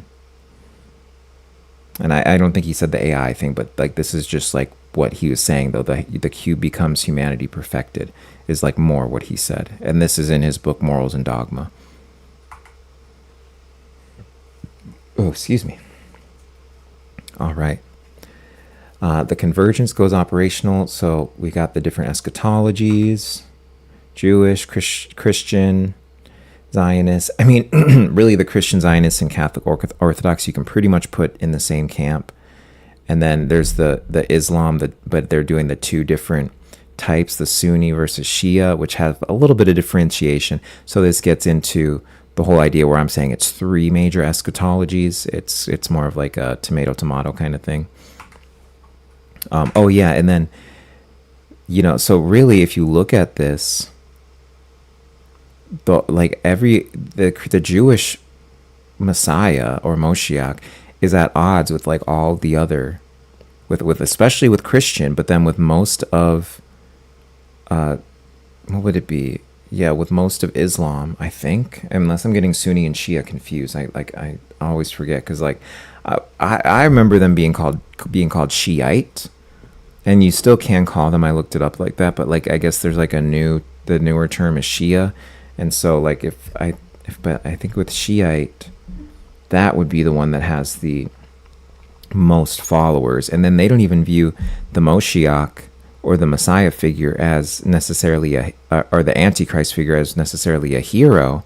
They view it as just a liberator to set up, and this is where I talk about Islam being essentially a reaction to the other two eschatologies. Just some more stuff on forcing the Messiah. Rebbe Schneerson, and like Schneerson died in 1994. He's Chabad. And they're saying like they're waiting for his return. So we're kind of getting into a lot of the finer details here. And then he was even talking to Netanyahu back then. So he died in 1994 and was saying this stuff to Netanyahu. And it's interesting to note that 1996 is the last time we had Saturn in Aries, which we're in right now. And we've got that for the next like 2.5, it might even be like 2 years by now. Next like 2 years, we're in that right now.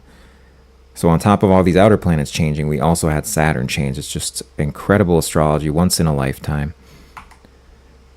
And then, just even a side note, back then, we also had Lucy, the sheep, was cloned too. So I think cloning comes back. We've had that 30-year cycle where it went underground and everything, and now I think like we get cloning stuff come back. Like a lot of these 1996 themes are coming back, and I'm seeing just things come back up from 1996 because it's been one Saturn cycle since then, so it's all being revisited.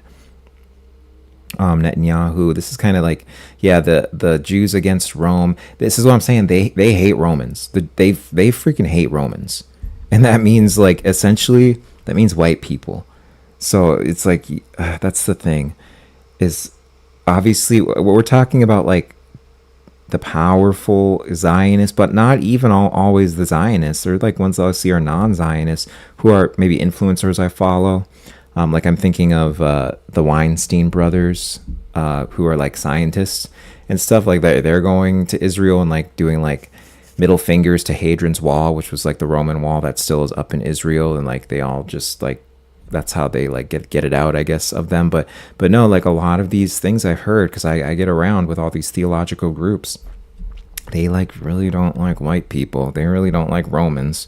This is why they have the term for us called Goyim, which means, it's calling us cattle.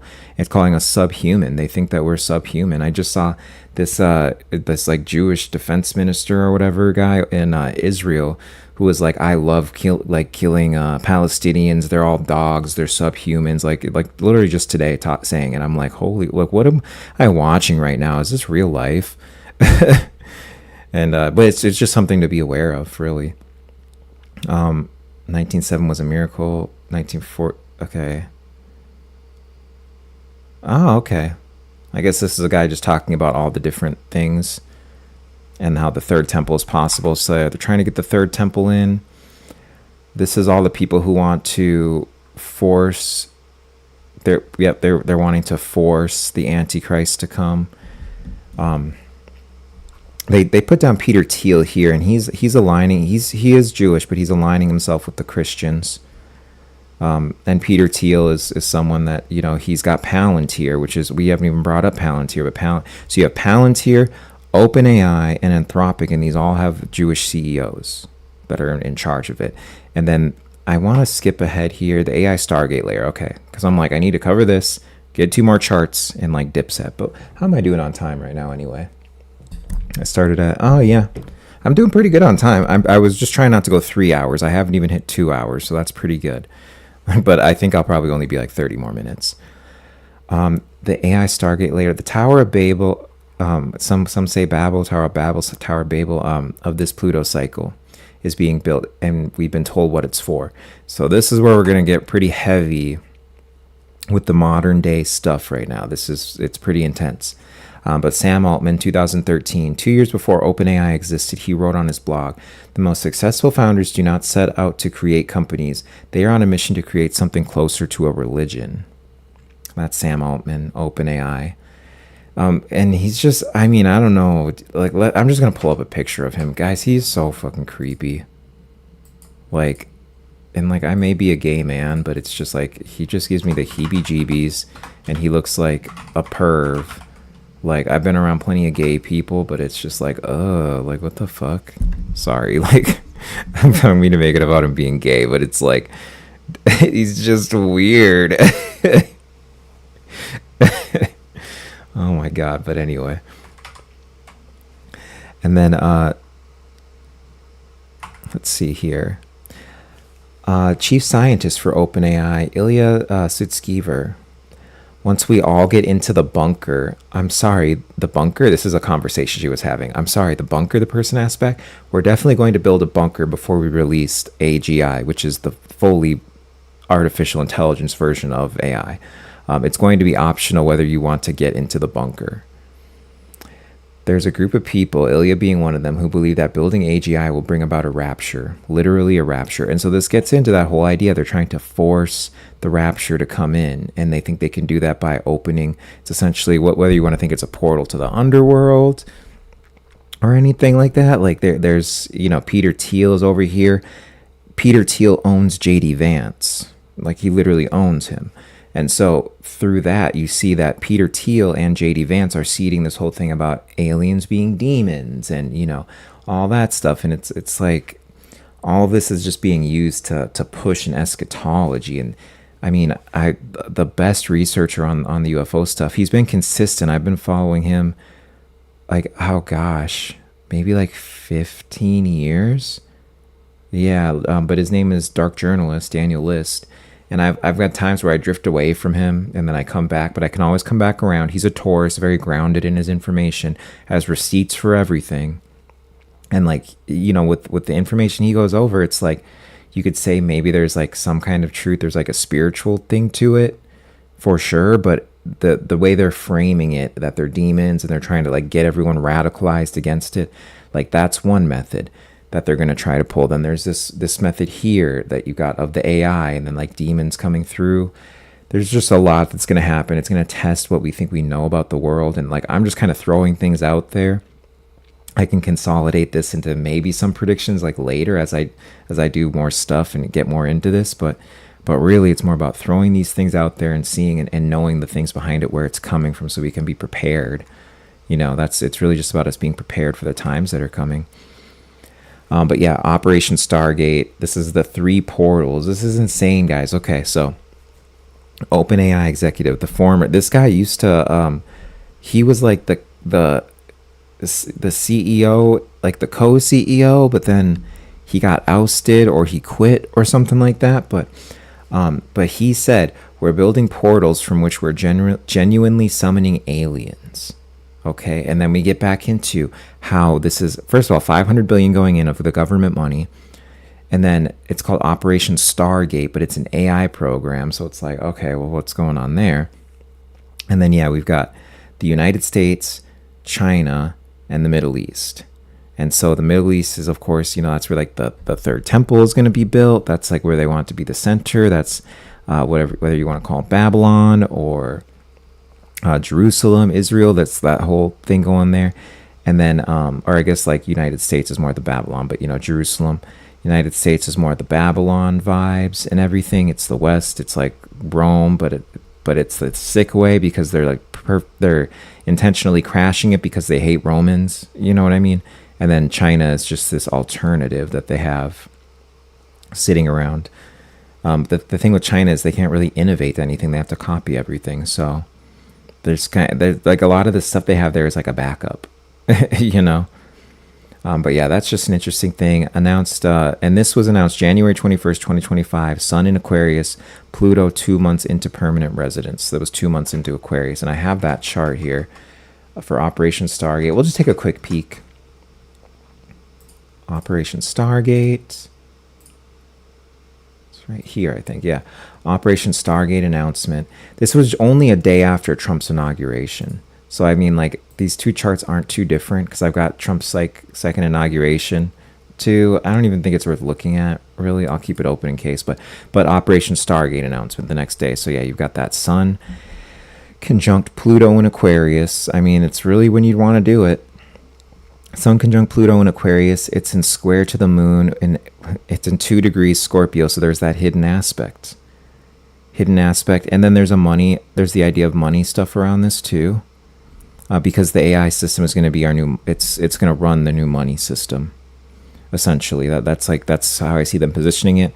There's the AI bubble that's going to burst, and then there's the old finance that's going to collapse, and then you see right now, especially this latest integration they've had, which just goes into my new moon predictions, but this latest executive order that went through, I believe it was yesterday, on updating the financial system to be compatible with fintech and with crypto, with stable coins and all that.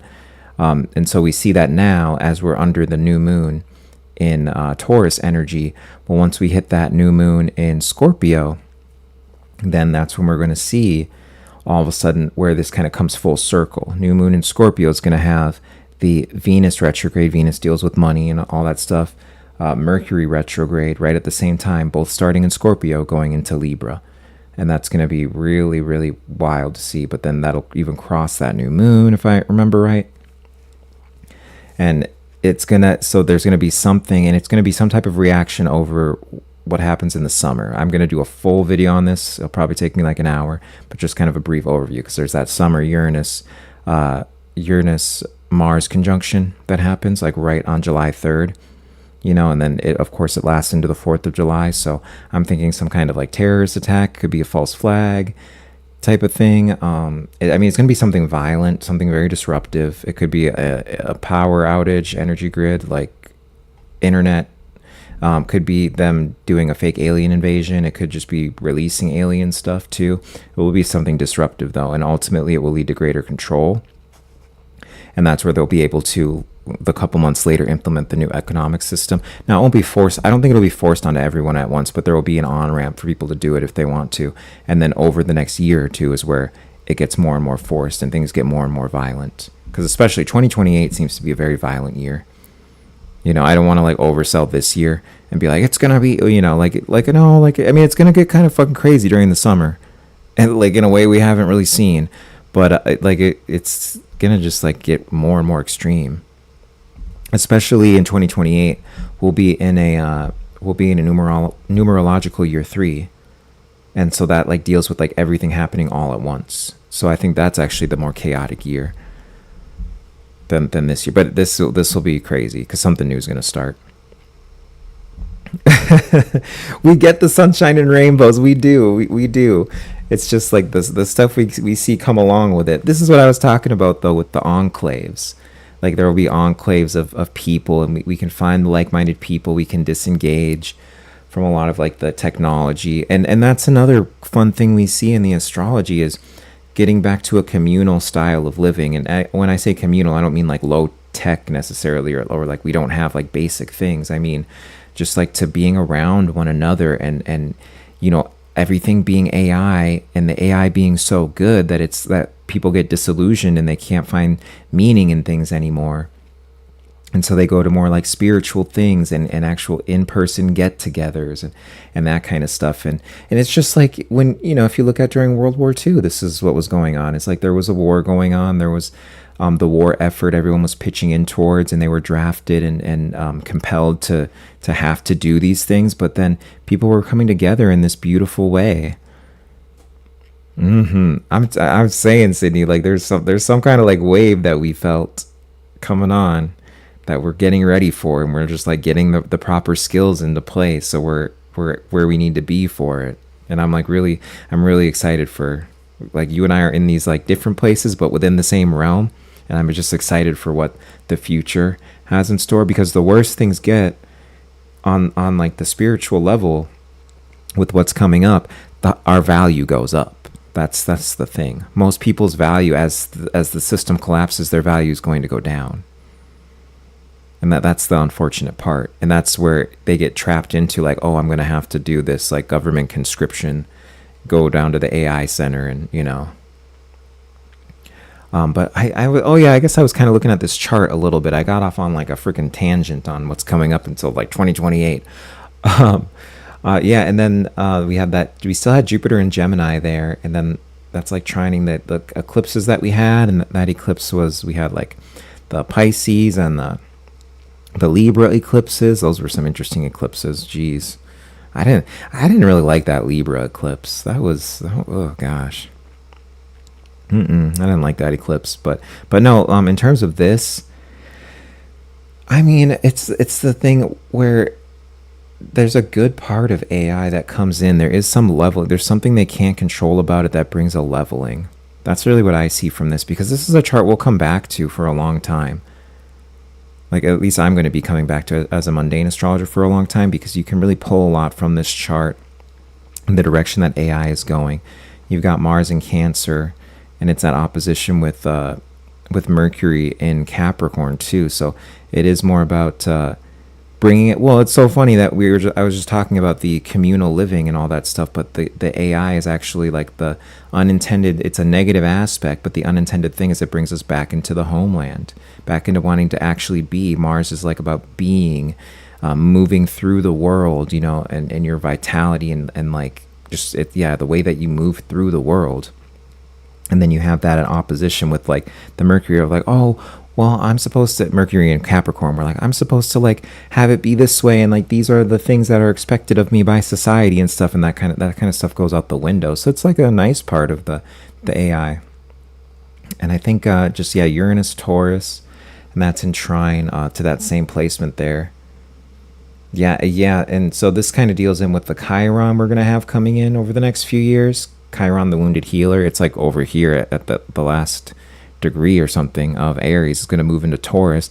Chiron in Taurus is bringing material instability in people's lives. What are the things we can live without as as the oil gets curtailed, as it pulls back? What are these things that we can live without? And then as it starts to cross that Uranus, which I mean, that's like, it's about like 3-4 years. It's about that same time frame we're talking about, where things start to happen like in a major way. But as Chiron comes over here and hits that Taurus, that's where this trine comes in here of that Mercury. Oh, how are things supposed to look because of the societal expectations and all that stuff? But this is a positive aspect, so there will be that disruption that comes in around that. And this all ties back to AI and the things that are being built. And I would even say all the resources that get taken from us in order for them to build more data centers. That's something that that's just channeling. That's just coming through to me right now. And that I'm getting like chills on that. But I think that's something. I saw Alexandra Ocasio-Cortez today talking to someone who's like in charge of building data centers. This lady who's in charge of building data centers. And she pulled out the drinking water from the rural areas of these data centers. And she was like, I love when Alexandra Ocasio-Cortez, AOC, when she goes like a bad Latina bitch on people. I'm like, oh, I'm like so here for it. But she was just like, look at this like fucking water here. Like, how are you gonna like just build these data centers? You said the water would be good, and the lady's just like, yeah, I'll look into it. I'm sorry, like, but that's kind of giving you an idea of like they're gonna like do whatever it takes to build all these centers. They don't care what they do to the environment, and like what other resources of ours are they going to take? They're already charging us more in electricity for it. So, but yeah, and then we have those nodes at the critical degree of Pisces and of Aries and Libra, right there. And so that's just another. It's that play between the self and so you see we had that exit. This is just kind of a little thing, because this is back January 2025. As we had that exit, then you saw we started to, throughout the year, have all these planets, have like the planets cross over. Like Neptune especially got everything ready to start dissolving. It crossed over that placement right there in the last degrees of Aries. Then it retrograded back. Then Saturn finally caught up with it. And then we had the major conjunction this year, Saturn and Neptune conjoining at the world point. This is the world point right here, the beginning of the zodiac. Saturn Neptune conjunct exactly Saturn Neptune conjunct exactly 0 degrees at the world point. We had all these planets come and cross it. Now we're finally getting the which you can see here in the chart of the day. Now you're finally getting these separations of everything, and things are starting to move into their own thing, into their own planets, and we're starting to be able to structure things. Saturn's far away from Neptune, all that, but I don't want to get off on. I need to like stay focused here. But I pretty much have gone over like the bigger stuff here. Peter Thiel, yeah, Palantir. And if you don't know, Palantir is actually named from Lord of the Rings. Those little orbs that the like wizards would touch, and they could see super far away. Those are the Palantiri, or like Palantiri stones, or like it might just be the Palantir stones, but they're the seeing stones of Sauron, of like the demon. So that kind of like tells you everything you need to know about Peter Thiel. The way the Antichrist would take over the world is, you talk about Armageddon nonstop, you talk about existential risk nonstop, and this is what you need to regulate. The slogan of the Antichrist is peace and safety. Yeah, well, he warns about the Antichrist, but he builds the Antichrist infrastructure. And then he also in interviews is like, well, we are going to need AI to like control people for their safety and their peace and stuff. So it's just like, what? Like, it's kind of like, okay, man, like, you do you. Oh, you know what, guys? But if you think that Sam Altman looks weird, look at Peter Thiel, dude. You can tell this guy has a steady supply of blood boys. Oh, that's actually a good picture of him. No, he don't be looking that good. I don't know. Yeah, that's about. I feel like he usually looks worse than that though. This is probably a couple years ago, or something. Look at those ears. He got them clone ears, dude. He didn't have to come out of a birth canal. That's why his ears are so freaking big. I'll stop. Jesus. So, oh gosh, the golem is awake. But yeah, so this kind of gets into the idea. Now you see, I could tie it back into the golem and all this, and the golem sparking awake, and like what is going to really come out of this. This deals with the robots. Like once they have AGI and actual real robots, do they have rights? All this stuff. So we can like kind of tie all this together. And then this is really like, I think this is the last part, because now that we've laid out the AI stuff, the idea that they're opening up portals, they're talking to like demons or whatever you want to, interdimensional beings. Now you've got CERN. And here's the thing here. I've got, what other charts? Because I only probably want to go over like 2 more charts. I think, I think we covered, like there's this first Antichrist lecture. I could kind of get into it. I want to save the time. OpenAI, look at this though. Actually, I will say that this is when OpenAI was founded in 2015. Like, what the heck? Look at this chart. Okay, first of all, you got the T-square going on. Pluto, Uranus, and Mars right there. And then so Pluto's in Capricorn.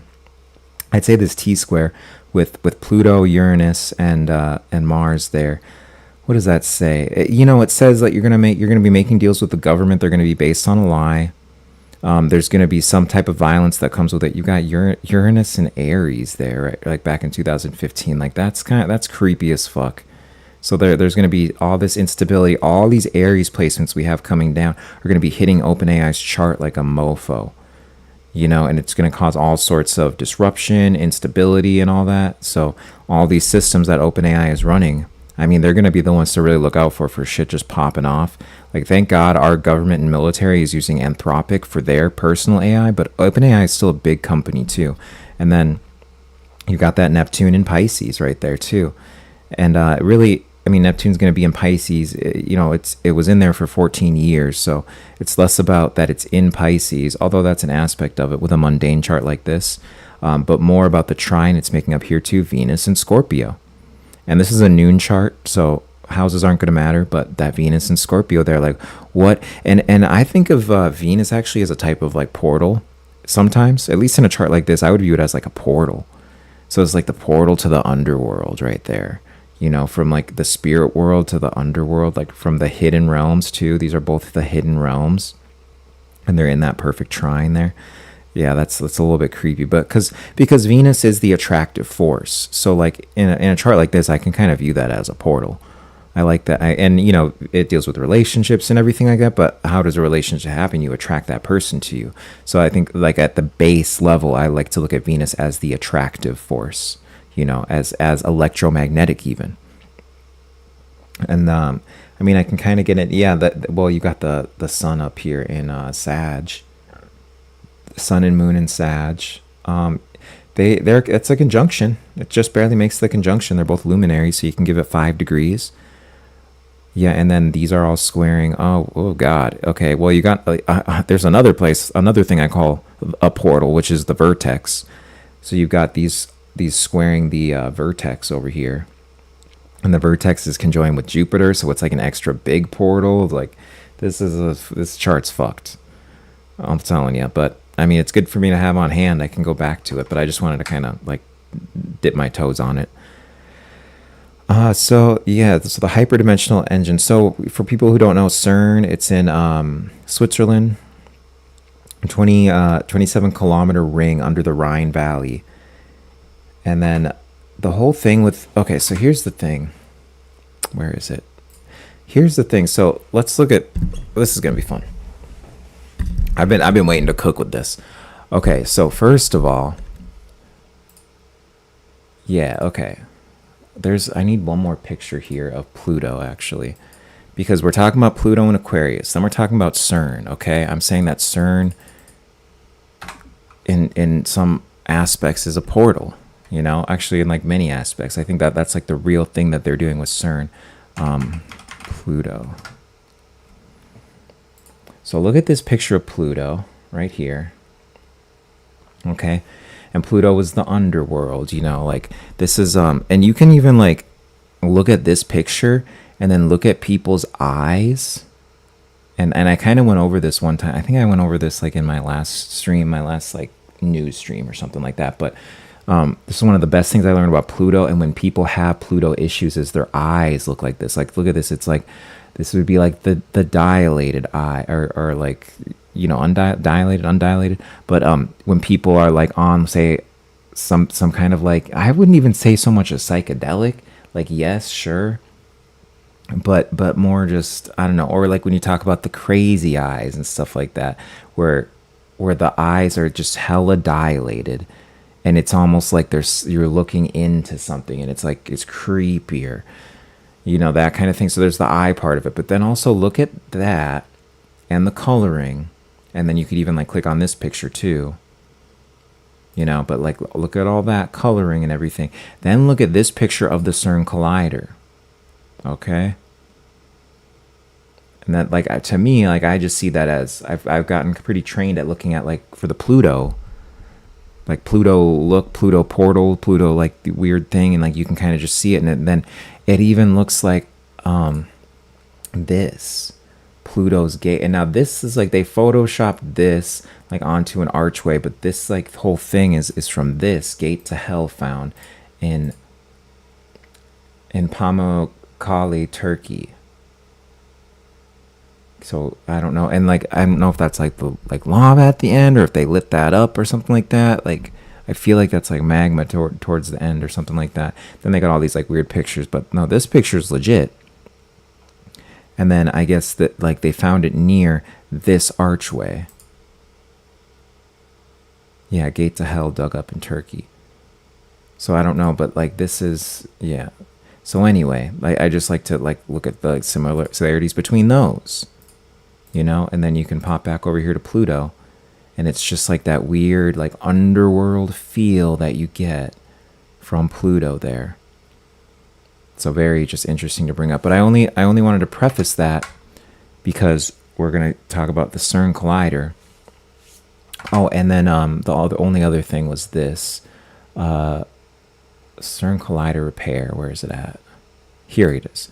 Okay, so look at this picture. This is like a repair that they did to the CERN collider. And so this is supposed to be the Large Hadron Collider. It's supposed to be speeding up these particles super fast, and like they're using it, and when they break apart, when they collide with one another, they break apart, they're trying to get to like the smallest building blocks of the universe. This is what we're told about it.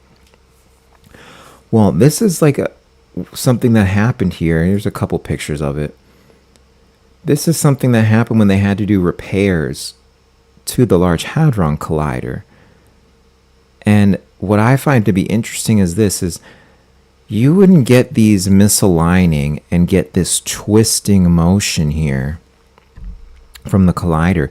You wouldn't get that from particle physics, but you would get that from torsion physics, from electromagnetic type of physics, like the same physics that you use that they talk about are being used for the UFO technology, for the X technology. It's that same type of thing. And then when you're dealing with a very amplified electromagnetic torsion field like that, this is where people get the physics, the laws of physics that fly out the window, the missing time because it has this effect on time space. That's where people all of a sudden hear a UFO above them, and all the wildlife around them, they stop hearing it because there's this weird time thing that goes on. Or when they get abducted, they get pulled through a wall because the physics goes out the window. And so this is kind of really what we're looking at, is they're messing around with torsion. They're opening portals. And I would even bring up this freaking Shiva thing. Shiva statue at CERN. They've got this statue of Shiva in a fucking portal at CERN. And there was even a leaked video that's legit. This is, well, I don't know if this is part of that video, a still from it. That looks a little different, but there's a leaked video where they were doing a ritual around it, around the Shiva before they started. And so I'll just look at this CERN thing and I'll wrap up here. But this is, and then even look at this, looks like a portal to me. Because you look at this, like say you're on this end of the portal, which is the 8th house, by the way, and this is an exact time, so we can use the houses. But you're on this end of the portal, which is the 8th house. It's the house of Scorpio. It's where you would get the portal kind of stuff going. Arguably, 8th house or 12th house is where you would go through a portal, right? And but you're standing here, and then the portal opens, and you can see these different little things to where it's like a portal. Oh, excuse me, that you pass through. Literally looks like a portal to me. Or you were walking through to a different plane of existence, to a different dimension. But this was back in 2008 that this opened up. Well, look at all these Aquarian placements here. You got Chiron in Aquarius. You got the North Node. Neptune. There was a lunar eclipse there recently. Even the part of fortune right at the last degree, although I don't really use part of fortune for mundane charts. But it's there, and that's kind of be where their fortune is. So so there's going to be some weird stuff going on as we aspect all of this Aquarius stuff here. Now, all these things are in the later degrees that we see here. You can see kind of the lines right there. So we may not see this for another 10 years or so. But all this stuff is really going to start getting aspected. But also over the summer, we might see something because we're going to be all these oppositions. Jupiter is going to oppose all of these things over the summer. There's not all of them, but most of them. I think you'll get to the Chiron and the North Node, and then it will retrograde. And then next year early, as it moves forward again, then you'll start to it'll aspect all these things on the way out. Yeah, and then it will be in Virgo, and then it will oppose that Uranus. Yeah, so this is quite a chart here. Well, and the Uranus is in Uranus, the ethereal planet, is in the spirit realm, and it's opposing the Sun and Saturn, materiality within Virgo, which is a very material sign as well. It's a flexible, mutable sign, but it is very material. It's the what would it be, the maiden, who's tending to the fields. And then all this Libra stuff. This kind of gets, I think this Libra stuff here, and that trine to, it's all in trine to, which one is this trining? Because, it looks like it's trining Chiron? Yeah, it would have to be Chiron. It's kind of, I don't know, kind of a loose orb for me, but I'll take it. But yeah, but with all that right there. I'm seeing that as agreements that they're not solid agreement. The reason most countries are agreed upon with the Hadron Collider is just based on something that's not true. It's a Chiron in Aquarius, dealing with those you could even say those higher concepts, the ethereal nature of Aquarius, and that kind of thing. There's something not right there. And then it's right next to the North Node too, of like where the technology is going. So you've got Chiron, which is like that woundedness, or like that, you could even say lie next to it, with the direction it's heading. And then that is even conjunct with Neptune, which is like the delusion. It's the spirit realm too, but there's like the delusion, the fog, the mists, the occlusion, like, so that really speaks to just like how most countries are in the dark about what's even really truly going on there. And then these squares here come in, and then that's the Jupiter and Moon there in Capricorn in the third house. I mean, it's like they're presenting stuff that's just like meant to keep up the structures, like meant to perpetuate everything that we know about the universe. I mean, even like the Higgs boson, when they found it, the God particle, was kind of like, oh, okay. Like, I was all excited when they found it. And then it was like, okay, so are we going to do anything with that? Like, it's just kind of like all a show, right? And then we've got that Pluto and Sag right there, but generational planet. All right, but yeah, in terms of CERN itself, okay, harvest, here's the thing. Okay, so here's kind of like the whole thing. So Stargate, this is the computer side of it. And then, so Stargate, remember, this is the AI part. Harvest human emotional energy, loneliness, attention, misery through AI. Okay, because we all know we give off these energies. We give off all sort, like whatever our vibration is, whatever our emotional state is, we give off these energies. Okay, and then CERN harvests the dimensional energy by pushing or punching through to whatever exists outside the ordinary space-time. So these work in tandem, essentially, to harvest us. It's a new way, because you have to realize they already harvest our loosh, if you want to call it that. They already harvest the energy we give off with all these crazy things they place in front of us. But these people are so debased, they're so craven, they're so foul, that's not even enough for them. And it's not enough for the demons they serve either. So this is a way to be able to harvest even more from us, using AI and CERN in tandem. And this is why I think we get this moment where I looked at in CERN's chart, somewhere closer to like 2028 to 2030, where shit pops off with CERN, where there's some type of malfunction. We figure out what it's really being used for. There's all these different options on the table, but and it's going to have to deal with the amount of energy that they're using with it to harvest us. Yeah, and then there's also, since we turned CERN online, there's been a 30% decline in Earth's magnetic field strength. Well, that's over the last 150 years, 30% decline. But 9% of that was since roughly 9% of that was since we've turned on CERN. So there's like some amplification, there's some speeding up of it. And then you have to ask yourself, what was like was there anything similar to this that we haven't learned about, any type of similar technology? But at the same time, I think that this is just part of the natural process of we're getting ready for a pole flip or geomagnetic event. I just remembered I had a dream about that. I'm like, it just all came back to me. That's kind of crazy right now. It's like a lot to process, but Large Hadron Collider, first beam, yep. And then and the magnets are 100,000 times stronger than Earth's magnetic field.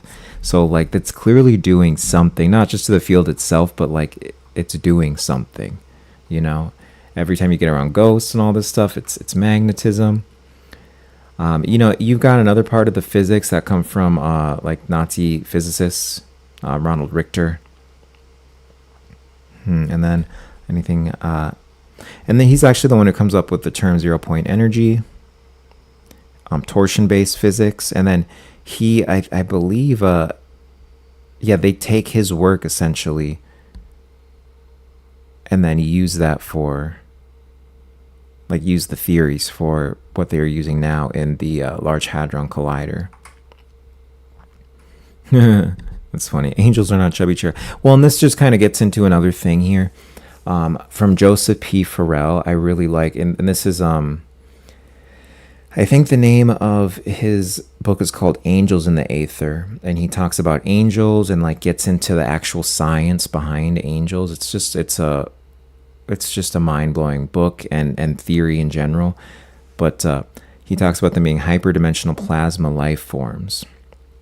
So, and with plasma, that gets into like kind of the UFO stuff. This gets into the light bodies. Even that really cool picture that we saw recently, that UFO picture, like who's to say it's not something like that, like an extra dimensional being? It looks like these extra dimensional beings. Let's actually compare this.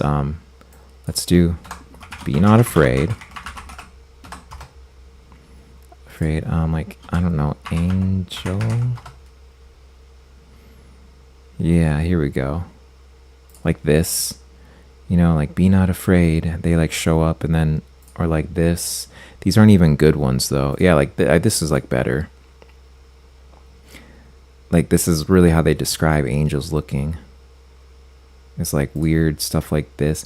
But even that doesn't really fully conceptualize it in this way that we can understand. Be not afraid. This is the scariest moment of my life.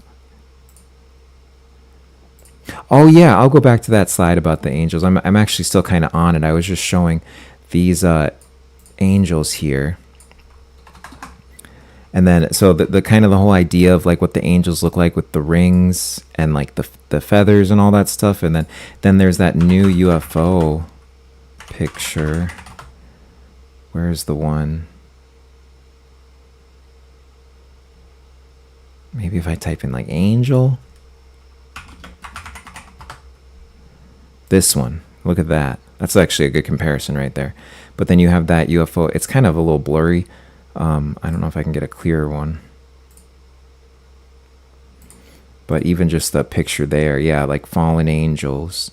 This is like how they were described. And so we got that. So there's that weird cross-reference between the UFOs, but yeah, what he says in his book, angels are not chubby cherubs, right? They're hyperdimensional plasma life forms. So St. John of Damascus describes them that way. You know, like all these people. There was even Ezekiel who described him like that. But the iconography depicts beings rendered from higher dimensions onto lower dimensional canvas. Many wings, many directions at once. But it would be like almost impossible to conceptualize it. But they tried to their best. And but this is what you have with the UFO stuff. It's like ultra extra dimensional plasma kind of stuff, electromagnetic, all of that going on. And then this is really what he posits, and he goes deep into the science with it though. And I think that this is a big part of that. Business logo. Oh, fun. A cherub. What actually are. Yeah, no, really though. And this guy's work has gotten me super into that too. Like you know, like I think both of us are into angels, and it's just got me back into angels though again, as I always go off on my branches of research, and then I'll return, you know, after being like eccentric and a total heretic. But no, I've been really looking into his kind of work on it, and how he talks about like our how we can't like conceive of seeing something that comes from a higher dimension, and so it just like messes with us, you know. And this can be like a lot of people who, in cases like this, saying they've seen angels, like have gone crazy and just been committed and stuff like that. Like maybe they just saw an angel though, and like, but and this is why angels always say fear not too, because like it's probably so jarring to see them coming in from like a higher dimension and all that, you know. Because, and one thing that this guy in particular stresses is like and he's, you know, he's a very spiritual man, you know, not like trying to talk down on angels or the church. And he actually doesn't like to talk against the church because he's an Eastern Orthodox Catholic. But he was like, the whole idea of them making, you know, human beings with wings on them, like that's so far removed from the older depictions of angels, which are the kind of pictures I was just showing. That's so, but he's like, it's so far removed from that, like, and that becomes, and he does like eschatology studies, and he's like, that's because of this and this and that. Documents the whole entire thing. Excuse me. And so like that's just another interesting thing to think too, is just like, oh, so okay, like what do they kind of look like? So I would say like check out like the oldest pictures of cherubs and of angels, if you want to like know more about that. And then this guy I'm mentioning particularly, Joseph P. Farrell, he's got a great book called I think it's like The Angel in the Aether. It could be The Demon in the Aether, but he just, it's a whole book on it. You could even just like punch it in through ChatGPT, be like, give me all the spark notes of this note, or of this book rather. Because you know that's what I did. I kind of just had ChatGPT throw a little bit of that in. I thought it was a little useful for all this Stargate CERN stuff. Yeah, 3 vocabularies for the same thing. So portal summoning aliens from the OpenAI people. And then like even Professor Zhang I was like looking into recently, and he randomly came up with this while I was in the middle of doing my research for this, but he was talking about the low vibration feeding demons, high vibrations connecting to like the monad, connecting to what's good, all that. And then he talks, Farrell, the guy we were just mentioning, talks about hyperdimensional plasma. And then they can, through the actual torsion, which is what CERN is making, that's how they can access this world, this reality. And then so there kind of gets into this UFO thing, and it ties into my theory on UFOs, which is like is it not our technology? Is it not like leftover remnants from like the Atlantean technology? And that's why we see grays and reptilians and all that, because, you know, and I'm very open and stuff. I just try to like come at it from all these different angles, and I like, but it's like there's this new rabbit hole I now want to go on with angels and really figuring out just the science behind it, because it seems like people have been doing a lot of this work and we don't hear much about it. Yeah, Nostradamus in the blue turban. So I already kind of went over this, but let's see. So he was born, it looks like he was born during Pluto and Aquarius. Yeah. Or he wrote all of his stuff during Pluto and Aquarius. Okay. So he was like alive. Yeah, he was alive during Pluto and Aquarius, excuse me. So that's cool. But yeah, this is just Nostradamus, alive during Pluto and Aquarius. So that's really where the hugest connection comes up of his blue turban prediction. So, and this is what he says in the quatrain. Blue turban king enters into the foy.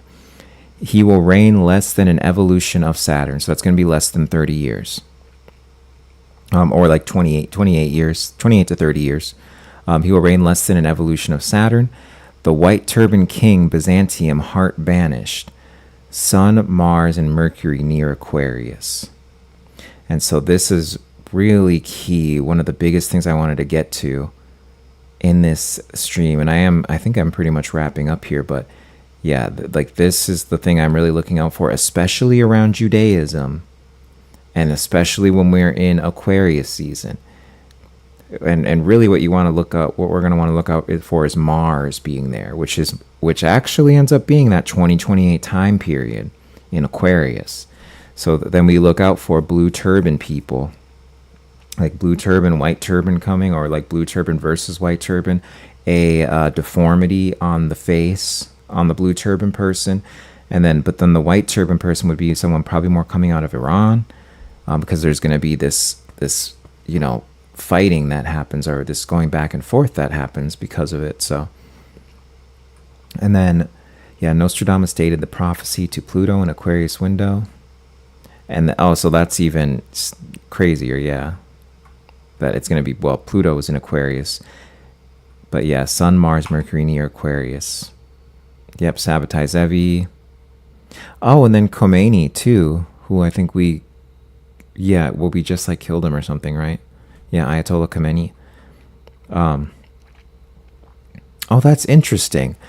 So Ayatollah, the last Ayatollah they had, he returned from French exile February 11th, and this is in 1979. I think, unless they're talking about the sun who's now in charge, but this was with Sun, Mars, Mercury all conjunct in Aquarius. So that's a partial fulfillment. So that it's heralding something right there. And this is going to be more of like the white turban guy, as far as I can tell. And then we're kind of like figuring out here, and we have up until 2044 to see really how that's going to play out. And that's pretty much what to expect before 2024. Structural event before Jewish history.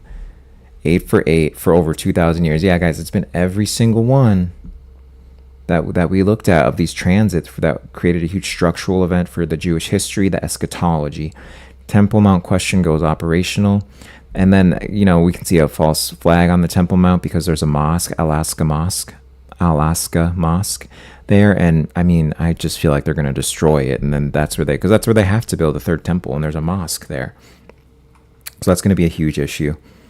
And that's probably more of like I would even say that could be like 2027. Yeah, I mean, maybe over this summer, but it seems a little too fast for me. I know how I kind of have a timing on their speed right now, and that seems a little bit fast for them. Aquarian form. Oh yeah, and then so AI, digital ID, and like CERN and all that stuff. That's kind of getting into this whole mark of the beast thing that the Bible talks about. Oh yeah, thanks for coming by, Sydney. I'm wrapping up anyway. Thank you so much. It was fun chatting. 2 portals, 2 harvests, 1 Tower of Babel, and then Messianic claimant gets recognized most likely since 1666. Watch Shabbat and Schneerson returnees. So that's kind of those we laid out. Those are the things we're going to be looking at. A lot of this stuff I've already gone over. Yeah, I mean, red heifer. Yeah, kind of went over a lot of this, but really, like, we've just got our synthesis, our thesis here. So, they're building the portal, they're opening the bunker, they're releasing the golem, they're releasing the AGI. So this is the golem sparks awake I talk about. Like, the golem is there, and that gets into that little clip that I showed of the guy carving the golem. The golem has been carved, and now they're just waiting to spark it away. And what is Aquarius? That is the sparks, the electricity, and all that. Especially when you're bringing Pluto into that, that's more of the sparks. Uranus itself is more like the full electricity. That's over in Gemini. Both of these are technological signs. So this is the kind of thing that we're going to see. Let the demons in, because some of them might be sparks. Altman calls it a religion. And then his former co-worker calls it the rapture. Thiel calls it the Antichrist. Netanyahu calls it the next war against Rome. Schneerson calls it forcing the Messiah. And then and Schneerson was that figure who died back in 1944 that we mentioned. And Hoekstra calls it the next miracle. But the transits Pluto and Aquarius here. And this is where all the scripts go live simultaneously. And not only all the scripts under this essentially Judaism, Zionism umbrella, but then with the other planets that I've also mentioned. And this is why it's called the Trinity of Convergence. This is why my series has been called this. And it's been really fun, too, to really get into all this stuff. It's taught me a lot more, too, with the stuff that's been in the PowerPoints, because I just feed it the information, have it, organize it, and then there's new things that I can riff off of. And and then I've already went over the charts. I did it kind of as we did this. So, and that's everything. Looks like that's the end of it. Let me switch back over to the webcam here. So I hope everyone enjoyed the series. I think I made some pretty good time on that. Yeah, we're solid. I really made sure we were good. But yeah, I hope everyone enjoyed the Trinity of Convergence series. Now there's going to be these new things that I'm starting to get into. Really, it's going to have to do with, we're going to start to go over countries and things that are coming up with all these transits. This was the baseline I wanted us to have, something that I can really refer back to as we see a lot of this eschatological stuff unfolding and a lot of things that aren't going to make sense on the world stage. I wanted to just kind of have this here so we can see and come back and reference the themes that we're going to see. But yeah, just as like a recap, a thesis for this is really what I saw looking back at Pluto in Aquarius here and the ways in which it affects the Jewish eschatology. And now we're seeing the reverberations of these things. The thing that we're just waiting for is someone to come back and say they are the reincarnation of Sabbatai Zevi, or the reincarnation of someone, and they're going to be the Jewish Messiah. They'll pop up as being the Jewish Messiah, essentially.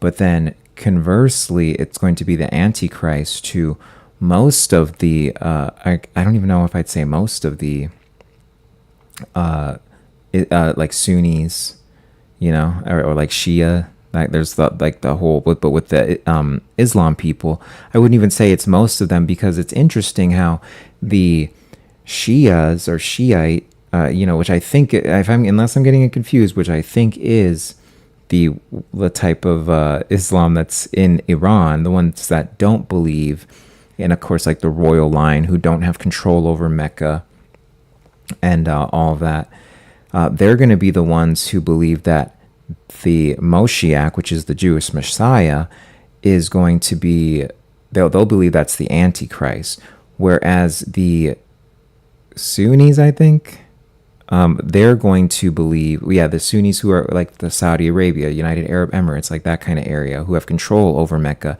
and the holy sites of Muhammad and all that. They're actually going to be the ones who don't believe unless I'm getting it confused, but I'm pretty sure that's how we had laid it out today. They'll be the ones who actually think that's more of a change leader, I guess you can say, like someone who really gets the ball rolling on certain things, but they won't view it in such a negative light. And you can see this in the dynamics as well between those nations, the Saudi nations and Israel. They have a much more positive relationship than Iran has with Israel, the nation of Israel, that is.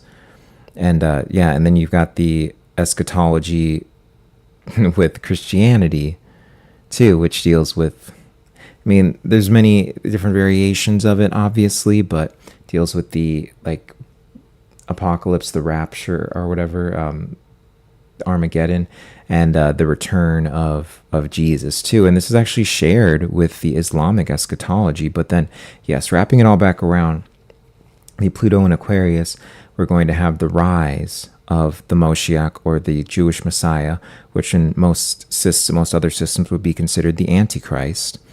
And then at that same time, and this could also be AI itself. You know what I mean? It could be something like that, obviously. But I do think there will be some kind of figure to channel this through, personally. And when you look at all the powerful Jewish CEOs that are in charge of all of these AI companies, you see they're getting ready to go into bunkers. They even talk about this. Oh, we're going to go into the bunker, then turn on AI.